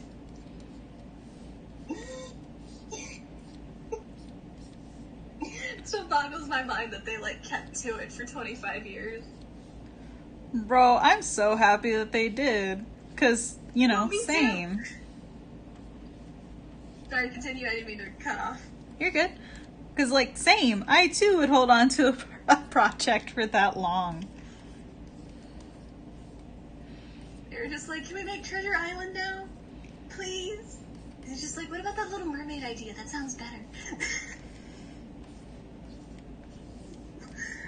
Not that I'm saying Little Mermaid is better than Treasure Planet, because I don't think it is. I like Treasure Planet more. I'm just saying it's like, that's what the Disney execs were like. They're like, you want us to either make Treasure Island, which is not that merchandisable, or Little Mermaid.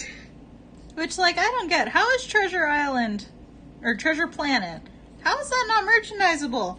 You get action figures out of that shit. Well, they did make action figures. I had a McDonald's toy for the spider guy. And was that not boss as hell? Yes, the spider guy was cool for a toy. But who wants a rock man? Every child who ever bought a Thing action figure. Well, yeah, but...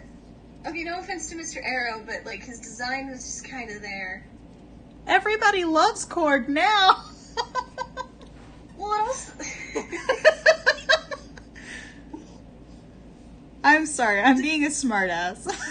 I know. I'm just trying to make my case. Treasure Planet didn't really have that many, things that could be turned into toys. That's fair. Or, like, plushies. Like, you look at The Little Mermaid, and you've got Flounder and Sebastian, and all of these other cute little sidekick guys. That, like, make easy plush stuffed animals. Does Ben make an easy stuffed plush animal? Does Long John Silver make an easy stuffed plush animal? I'm sorry, you wouldn't cuddle a stuffed Long John Silver?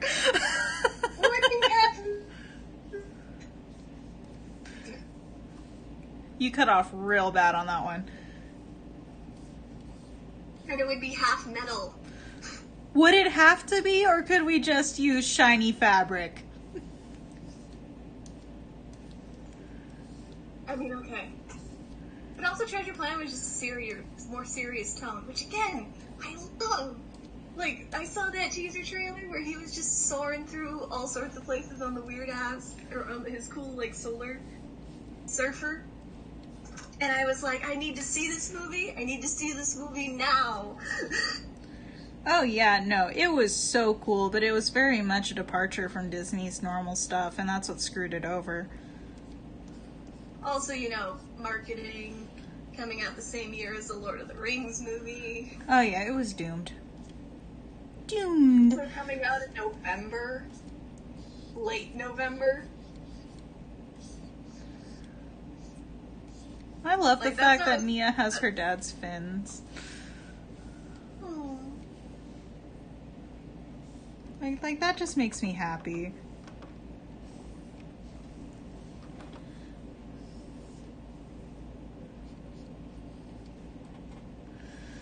But yeah, no, Treasure Planet doomed from the start, which is just a load of bullshit. Do you know what would be really cool? If Disney remade Treasure Planet, but they did it like with Star Wars. Come again? So my plan is to do the plot of Treasure Planet, Right. but have it be like one of the anthology Star Wars movies. That way you get rid of the whole suspension of disbelief issue with the design of all of the spaceships. See, I don't think you would have to do that necessarily. I think suspension of disbelief with the ships is just fine. I think it would just need to be better done.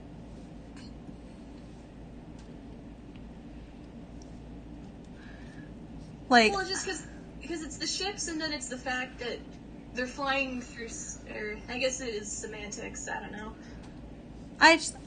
For a lot of people, the believability of them being able to just fly through space on normal looking ships where there's no air, but now there is air, and also there's whales, is an issue for a lot of people. I feel like you could, make a couple of tweaks for it, and it would be just fine, I don't think you need to, put it into anything with Star Wars or anything like that. And that might just be my salty butt being, enough with the Star Wars already, Because I'm not saying enough with the Star Wars already to you. I want to make that clear. I mean that towards Disney, because it feels like they've been beating this dead horse for a very long time. 5 years. They're so cute. It's been 5 years. Well, I sure feel like, God, the last 5 years have been a hell of a century. Like we had a whole trilogy and then 2 extra movies in 5 years. Dear God. But with the end, I just think the other issue is that, how they keep doing these live action remakes. Treasure Planet is probably going to be at the bottom of the list, right next to, all of the short compilation films, Chicken Little, Home on the Range, and The Black Cauldron, in terms of what's going to get done first. Yeah. Because now more than ever they're going to be relying on those nostalgia grabs. Which, those can only last for so long. Because you can only remake so many movies that you own. Well, and not even that. Eventually, the negative attitude that I have is not going to just be for me. It isn't. It's from everybody who goes to see them. Eventually it's going to be no, the last however many it took to break this person, ones that they have put out have just been blatant cash grabs. I don't want to go watch that. Do you think that Hercules could be the breaking point? It depends on how well they do it, how well they do, whether they keep the music, how well they do the music, or how they make up for a movie that honestly, a lot of people, it's kind of funny because it's talking about Maroon 5. You do enjoy Maroon 5 from time to time, but they don't pop up on your favorite band list. Hercules is kind of like that, where people are you ask them their favorite Disney song and they don't really bring up Hercules. But if you turn on a Hercules song, people are going to jam. So, I think it really depends on how they do stuff like that. If they decide to get rid of the music in it, how do they make up for it? And if they decide to keep the music, how well do they actually do the music? Oh, 100%. Which, I'm sure everybody says that about everything. But with Aladdin, there were other factors. How well do you live up to the legacy of Robin Williams? With The Lion King, how well do you live up to literally Disney's golden movie? Not very well, apparently. Sorry, that was salty. Well, they did it with the box office. The only reason that happened was because everyone wanted to go and watch just to see. They just wanted to see, well, it's The Lion King. We gotta go and watch it because live action's better than animation. No, it's not. First of all, you're watching an animated movie. I don't know what crack you're smoking. Second of all, respect animation, please. Respect 2D. 2D is not a 4-letter word, people. I told my mom, I was like, I do not want to go see this movie. Leave me alone. It's going to be terrible. I tell her this, in the lead up to it and whatnot, and then after it's been out for a couple weeks, my mom's like, hey, can you go see it with me, please? None of the boys want to go with me. And I'm like, damn right they don't want to go. Because it's gonna suck. I came. Why? But it did lead to a magical experience for about 2 minutes. About 2 minutes. Because I was getting so sick and bored of it, I was like, this is just the Lion King all over again. That's the thing, like... I've heard the story. Oh, that's weird, Ethan. But that's the thing, like, you know... That's not even Kai. You know, if you're going to remake something like that, you need to have something new to offer. And not just, look at the pretty animation. No! If I wanted pretty animation, I could just remaster it with the same audio. You see, there's the problem, is that they did make, like, tiny changes, and those tiny changes, like it was the Beauty and the Beast and the Force Awakens syndrome, where what little they did change removed the much needed context, and so took away the emotional weight of the scene. Yeah, see, that's just dumb. The thing that, when I was watching it, the thing that pissed me off the most was when, oh my god, what was it? It was when Scar kills Mufasa. Mm-hmm. And like Mufasa, you know, deadpan, like he doesn't look like he thinks he's gonna die or is in pain or anything, but that's a whole other issue. Thanks, art direction. It's just like, Scar, help me, and then Scar just stands over him and is like, long live the king! And he punches Mufasa in the face, and like, that's what causes him to fall. See, and that's just dumb. The whole point with him leaning in is that there's this glimmer of hope in Mufasa's face, and then just this, you know, violent rip. Because he literally rips not only his claws out of Mufasa's paws, but he rips Mufasa off the side of the canyon. Or whatever the fuck it's called, the ravine. Whatever it is! He rips him violently off the side of that and ensures that he will be trampled and killed. But the other point is that it's the fact that the whole reason he said long live the king was supposed to be like him reveling in and seeing that his brother was like horrified that he was about to die and realize it, you know? And it was Scar taunting him before he killed him. Like, it was a taunt. Like, the line doesn't make any sense if he doesn't actually taunt him. Right, like, this is him reveling in the kill, enjoying it. Like, in the 2D, there's like a 2 or 3 second delay before Scar throws him off the cliff. And it's because he wants Mufasa to realize what's about to happen to him. He doesn't just want to do it and have it be a shock. He wants Mufasa to know what is going to happen. But it's not there.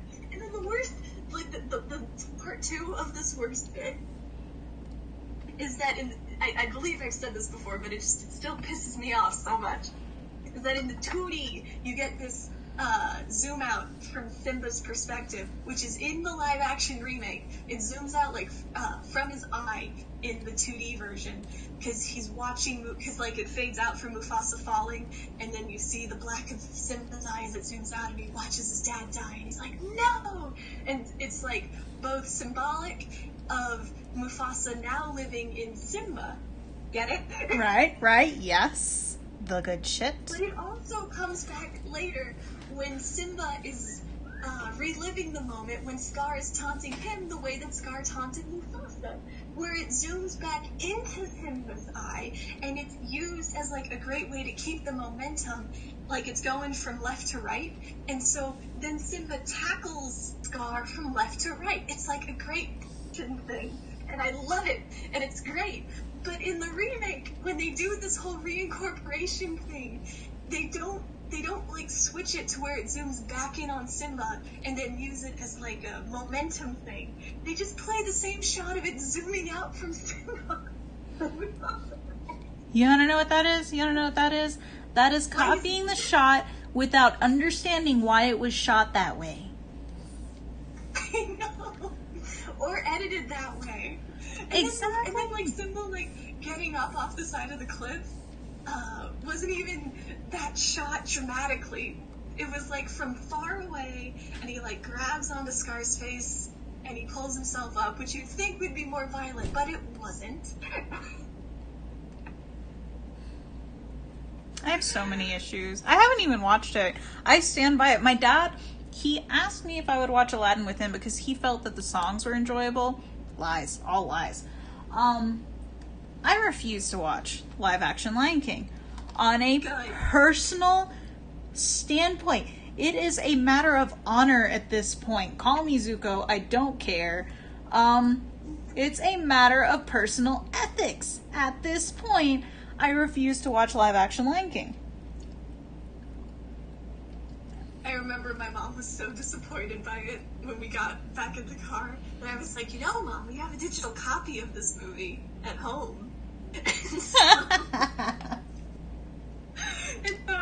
And so I turned the volume all the way up because her favorite part of that movie is the Circle of Life. And we just jam to it being so loud, and it was great. See, that's the good shit.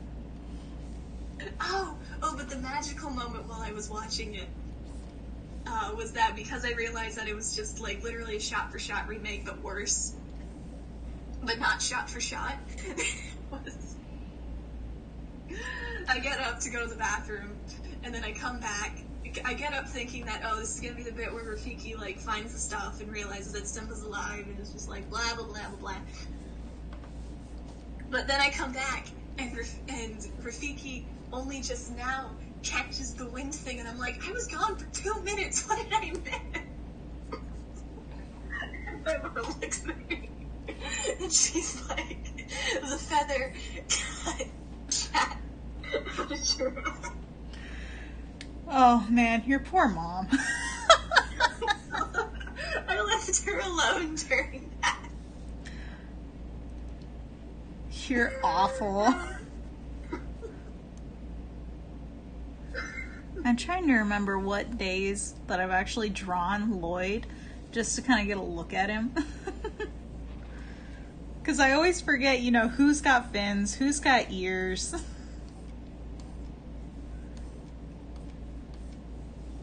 You're good at this, Rena. You got this. Nintendo. Oh, yeah. So, I was going to answer you, I but... haven't seen live-action Aladdin, so I can't comment. I've only seen a few clips and heard both covers of Friend Like Me that Will Smith did. Here's the thing with live-action Aladdin. I do agree that it's got some pretty to it. It's visually pleasing. The colors are gorgeous. They did not skimp on that. There are some times where it feels like, meh, okay. What got me was the half-assed, let's try to give Jasmine a little bit more. Because, and I'm so sorry for this, because I do respect people's liking of other movies, even if I don't like those movies. But if you listen to Jasmine's song, her entire song sounds like the bridge of a pop song. You're sitting there waiting, you're just like, wait, where was the first part of this song? Where did it come from? And then it ends and you're sitting there waiting, you're like, wait, where did the rest of it go? Because the entire thing to me sounds like the middle of a pop song without any real beginning or end. And it feels like it comes out of almost nowhere. Like maybe she has more of the story that got cut, and I don't know if that's actually what happened or not, but that's how it feels.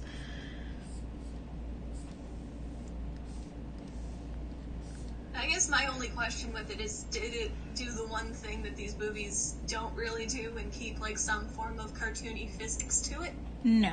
Because I saw clips of like Will Smith like using his magical powers to force Aladdin across the room just so he could dance with Jasmine, and I thought that was adorable. There was some puppetry that happened. I will say that. There was some puppetry that happened with it. But not enough for me to be like, oh, this is fun, this is genie stuff.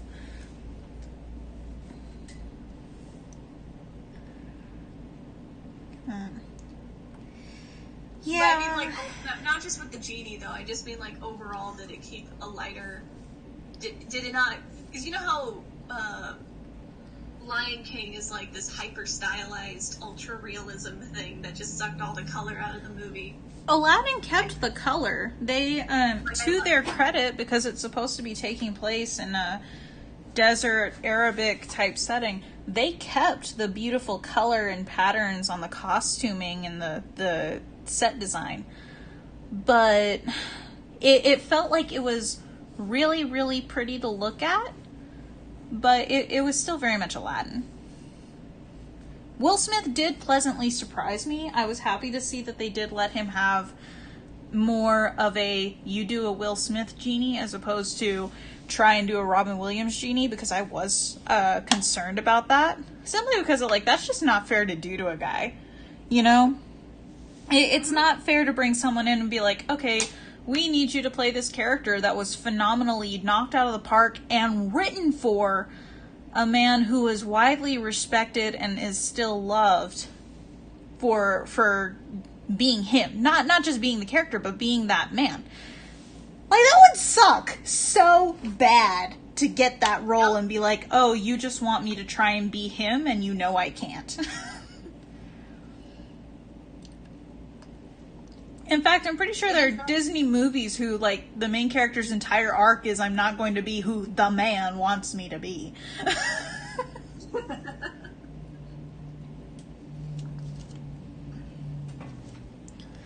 So let's see, the list of Disney live-action remakes goes... Oh, you know what else I've noticed about these live-action remakes? Like, once they hit the 90s ones, it was very much stick to the plot. Which, you know... Like, you look at Alice in Wonderland, which isn't even really Alice in Wonderland. It's Alice in Wonderland 2. Yeah. Like, and here's the thing. I actually appreciate what they did with Alice in Wonderland because it didn't feel like a remake. Like, you're right. It felt like a continuation. Well, it wasn't even that it felt like it. Is that, like, that was the whole point, is that it was a sequel. It was that it was adult Alice going back to Wonderland. Right, but, like, it was done well, and it was still playing off of that Alice in Wonderland love that, you know, all of us edgy people with the Cheshire Cat all over our shit, we ate it up. You got Tim Burton involved. You got Helena Bonham Carter in this shit. Hells yes, sign me up. Like, that was some good stuff. And it was Burton's design, different. Like, combined with the idea with Wonderland, like, oh my god, it's gorgeous. Right. It was different and it looked good and it looked put together. Some of the stuff you're just like, okay, can we not? You know, it's okay to enjoy the original. Just do another platinum release like we know you want to, and let's move on. After Alice in Wonderland, I believe, was Maleficent. And Maleficent I actually enjoyed too, because I felt like it did something different with a story that we knew. It didn't feel like it wholesale replicated Sleeping Beauty and then expected me to go pay for a movie theater ticket to watch it. You see, like, that's what I'm the biased Sleeping Beauty super fan. So that's actually kind of the movie I wanted to get. Because, okay, two things. One, as I said, I'm a Sleeping Beauty super fan. But also, too, Sleeping Beauty actually desperately needed that stupid extra half hour that they give all of the other movies to expand the characters. Sleeping Beauty actually needed that, and so... it's like, please! And then they didn't. But the thing I give Maleficent credit for is that it's its own thing. Right, Maleficent was its own reimagining, and I give it so much respect for that. I have yet to see Cinderella, but I know that they changed stuff. It wasn't like a carbon copy. Oh, Jesus Christ. Sorry, repeat that? Did she talk to mice? What? I didn't watch the Cinderella remake. Did she still talk to mice in that? I didn't watch it either. Kingsman was out, and I wanted to see that instead. Yeah, I don't think I was doing a whole lot of... I don't think I was doing a whole lot of movie watching whenever it came out. Also, I heard post-mortem, or not post-mortem, but after the movie came out, that they took out my favorite song. So I was like, no, not gonna watch it. You let spite run your heart, Mel. Also, the other spiteful thing is, of course, the dress. Oh my god. I'm salty about the Cinderella dress. Do not hear me wrong. I am so much saltier about the Beauty and the Beast dress. I knew it. Everybody, that's the one that you should be salty for, but I'm gonna be the one person who still advocates that they should have made Cinderella's dress silver. Don't get me wrong. I agree with you. I think silver is underrated and you should stick with your source material if you're gonna rip it off that bad. But for the love of God, if you, as, an actress, are taking on a role and you feel like you have issues with the costume design, talk it out with the costume designers. Work with them. What they did with that dress it did not look like a collaboration. It looked like somebody going on there and saying, I'm going to do this and you're not going to be able to tell me no, without any real regard for actual costume design. You look at the costumes for the rest of the movie and they look beautiful. The ones that are supposed to be garish, they're garish in a outlandish, fun way. And it hypes you up for the rest of the movie. You're like, wow, look at all of these designs. Look at all that. The crazy face paint. God, I can't wait to see what they did with Belle's dress. And then my prom dress looked better than that. Y'all think I have an obsession with red now? Y'all should have seen my senior year prom dress. So wait, okay, I have an honest to God question. So, I'm not like a dress person. But what was the bad thing? I mean, I don't like the dress in the movie, but why is it bad? So, the whole thing with the movie, and I'm going to be honest, I don't know how substantiated this is. This is just what I remember being passed around. I know that Emma Watson interrupted the costume designers and was like, no. Right. You're not going to do it like this. She didn't want to wear a corset. The big thing was she didn't want to wear a corset. I've worn a corset before. Are they uncomfortable? Actually, no. If you have it done up right and you have it done up with care given to the person wearing it, they're not uncomfortable. The last dress I wore with a corset, I didn't have to wear anything under it because the corset kept everything where it was supposed to be. The corset stuff is not that bad. It really isn't. And this is the same corset that my mom literally put her foot on my back and yanked, like you see in cartoons, to get it done up all the way. And I looked fantastic. But the whole thing was that she didn't want to wear a corset, and then she wanted more creative control over it. And you look at it, and it very much does look like somebody just went in and bedazzled it. But timidly bedazzled it.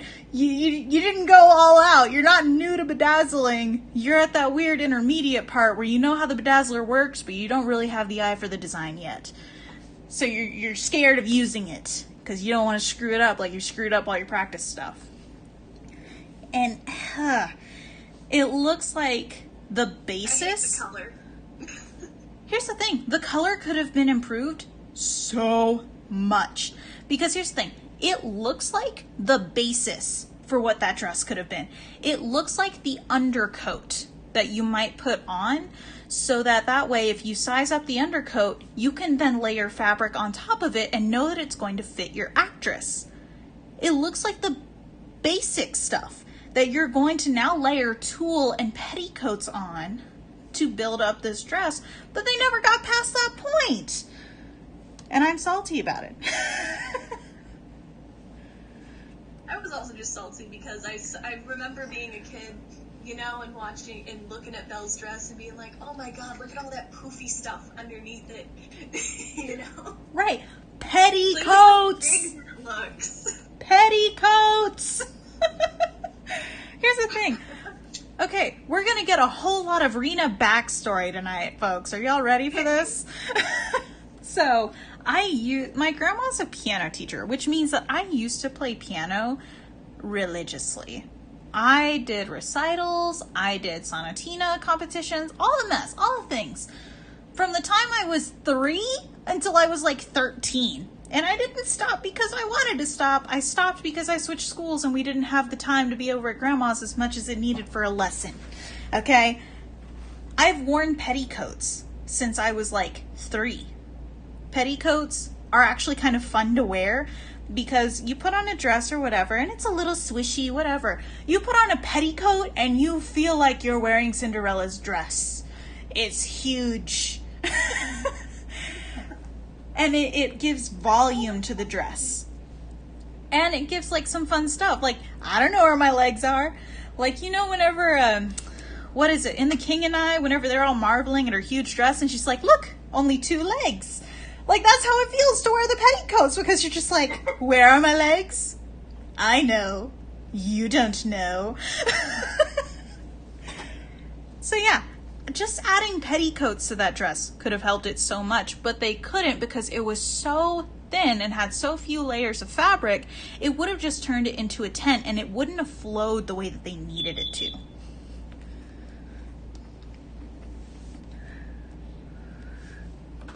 So yeah, I have opinions. No, I love them. I love them, honestly.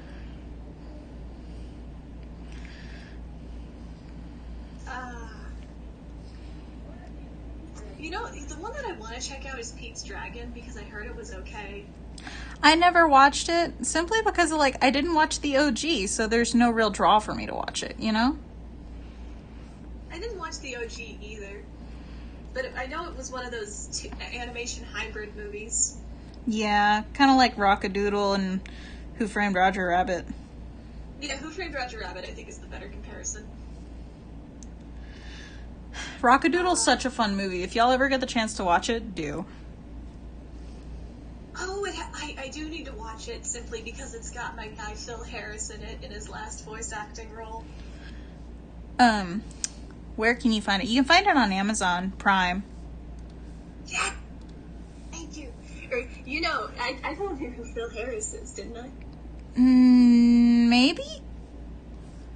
He is, for Disney movies, the ultimate trio of Baloo, O'Malley the Alley Cat, and Little John. Oh, yes! He plays Patu, I think. Like, I just described who he is, and you're like, oh yeah, he was that guy. Yeah, he's in effing everything. He's only in, like, 3 animated films, to my knowledge. Or 4. Because of Rock-a-Doodle. I think, so, like, my dad has just an insane love for the Jungle Book music. So, like, and he has an insane love for Robin Hood.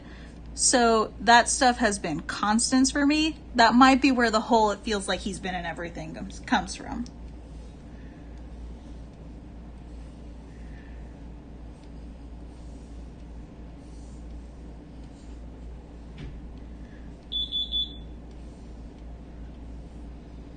I do have an insane love for Robin Hood.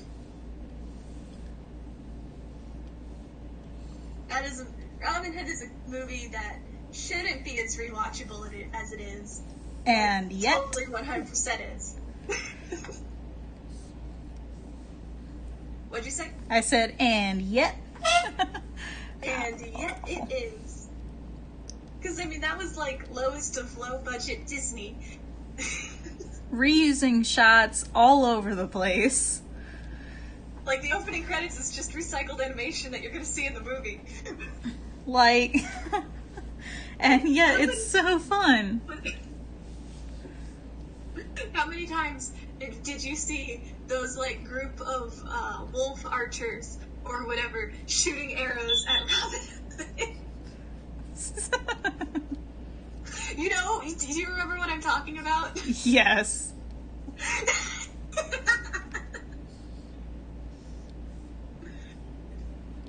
Like, how many times did that happen? The answer is too many. Everybody looks so happy in this. Aww. Oh, okay, since it is on the mind right now. Robin Hood AU. Who would be Robin Hood? See, my mind immediately goes to Kai, but an argument could be made for Zane. I feel like Zane would be Little John. Aw, little. Or you could go with Jay and Cole.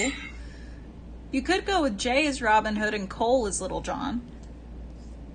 Ooh, that would be fun. No, but like the Friar. The Friar could be Zane. Oh, 100%. He'd be such a good Friar Tuck. You just totally see him going crazy. Get out of my church! Oh, man. What about... No, wait, that wouldn't work. Yeah, it would probably need to be Jay for Robin Hood. But is Jay as suave? I feel like if Jay's in disguise, yes. But the minute you get actual Jay and not Robin Hood, he's just absolute trash.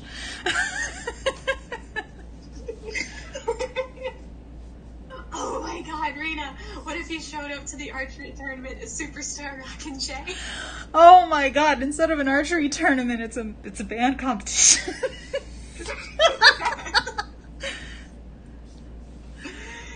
Oh my god, I would yes.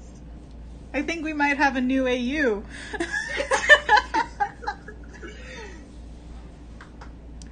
Oh man. Okay, but that means Little John has to be Cole because of the whole cooking scene. Right, yes. But damn it, that still leaves Kai. No, Kai can be the So like obviously Maid Marian is Nia, right? Yes.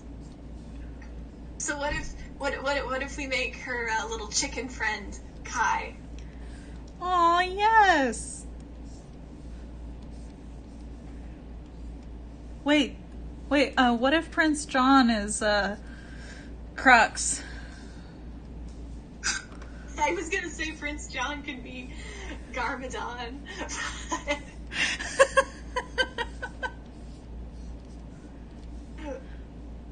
But that wouldn't really make any sense if Lloyd was just like living among normal people.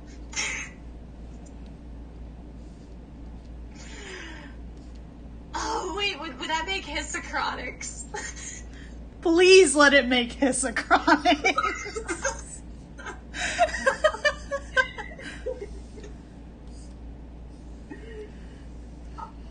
Does that mean that there's like general lady?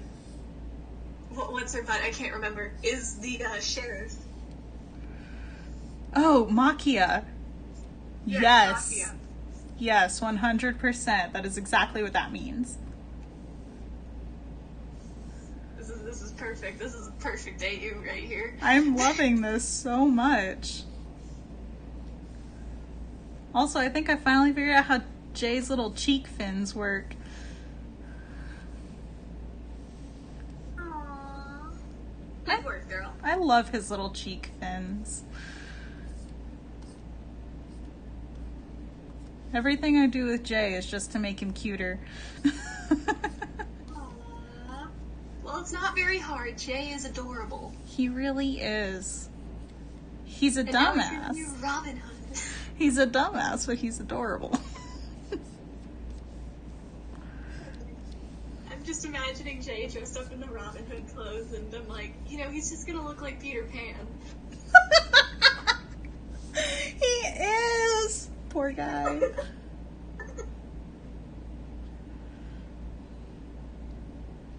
Poor Jay. We're just gonna roast the hell out of him, aren't we? Well, it's just more with costume design, really. Thanks, Disney. poor guy just stands no chance, does he? Y'all, guess what I did today? I don't know if I told the YouTubes this. I finally got my hair back to red and it feels so nice.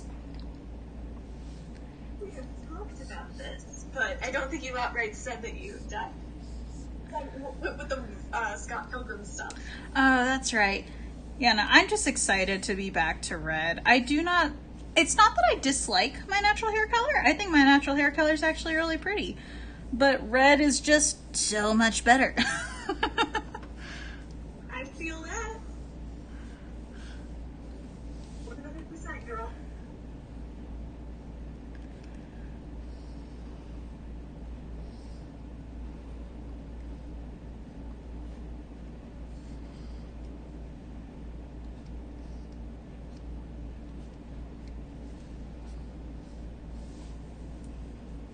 Go. This is such... It's not even a complicated scene. It's just got so many people in it. It's the grand finale. Yeah, it's gotta have all the peeps.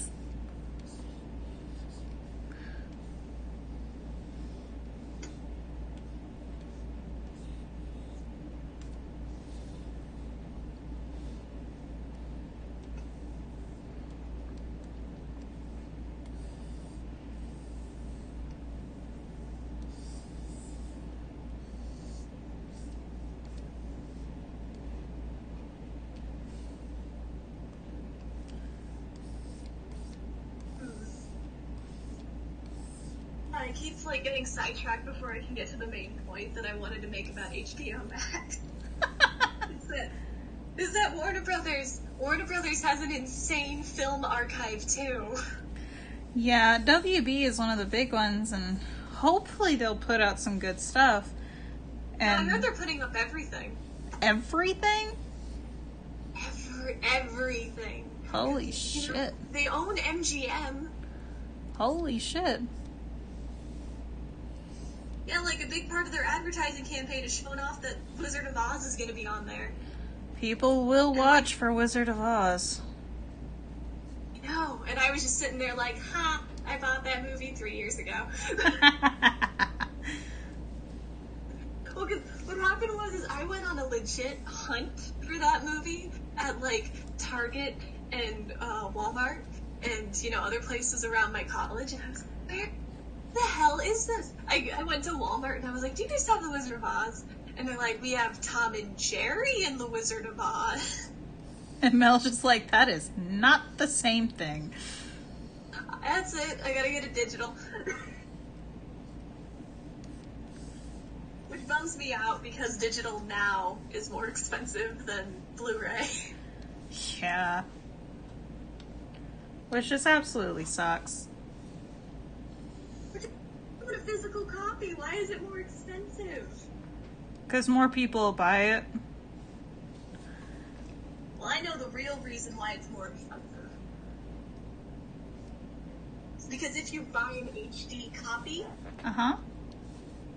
there's, they don't, what happens when it updates, they just automatically give you the 4K. Ah. It's still HD. So they can't recharge you again like they've done for so many years with all of the re-releases. Gotcha. Tricky bastards.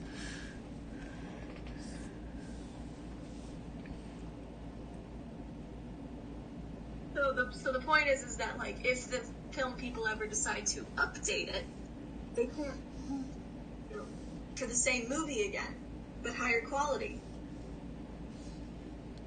Gotcha. Gosh, it is already 9:30. I gotta admit, I am fading fast, y'all. So I'm gonna go ahead and call it a night. Thank y'all for jumping in. I cannot wait until this piece is actually finished so I can put it out tomorrow. I'm gonna go ahead and publish Serpentine and Volcano on Tumblr.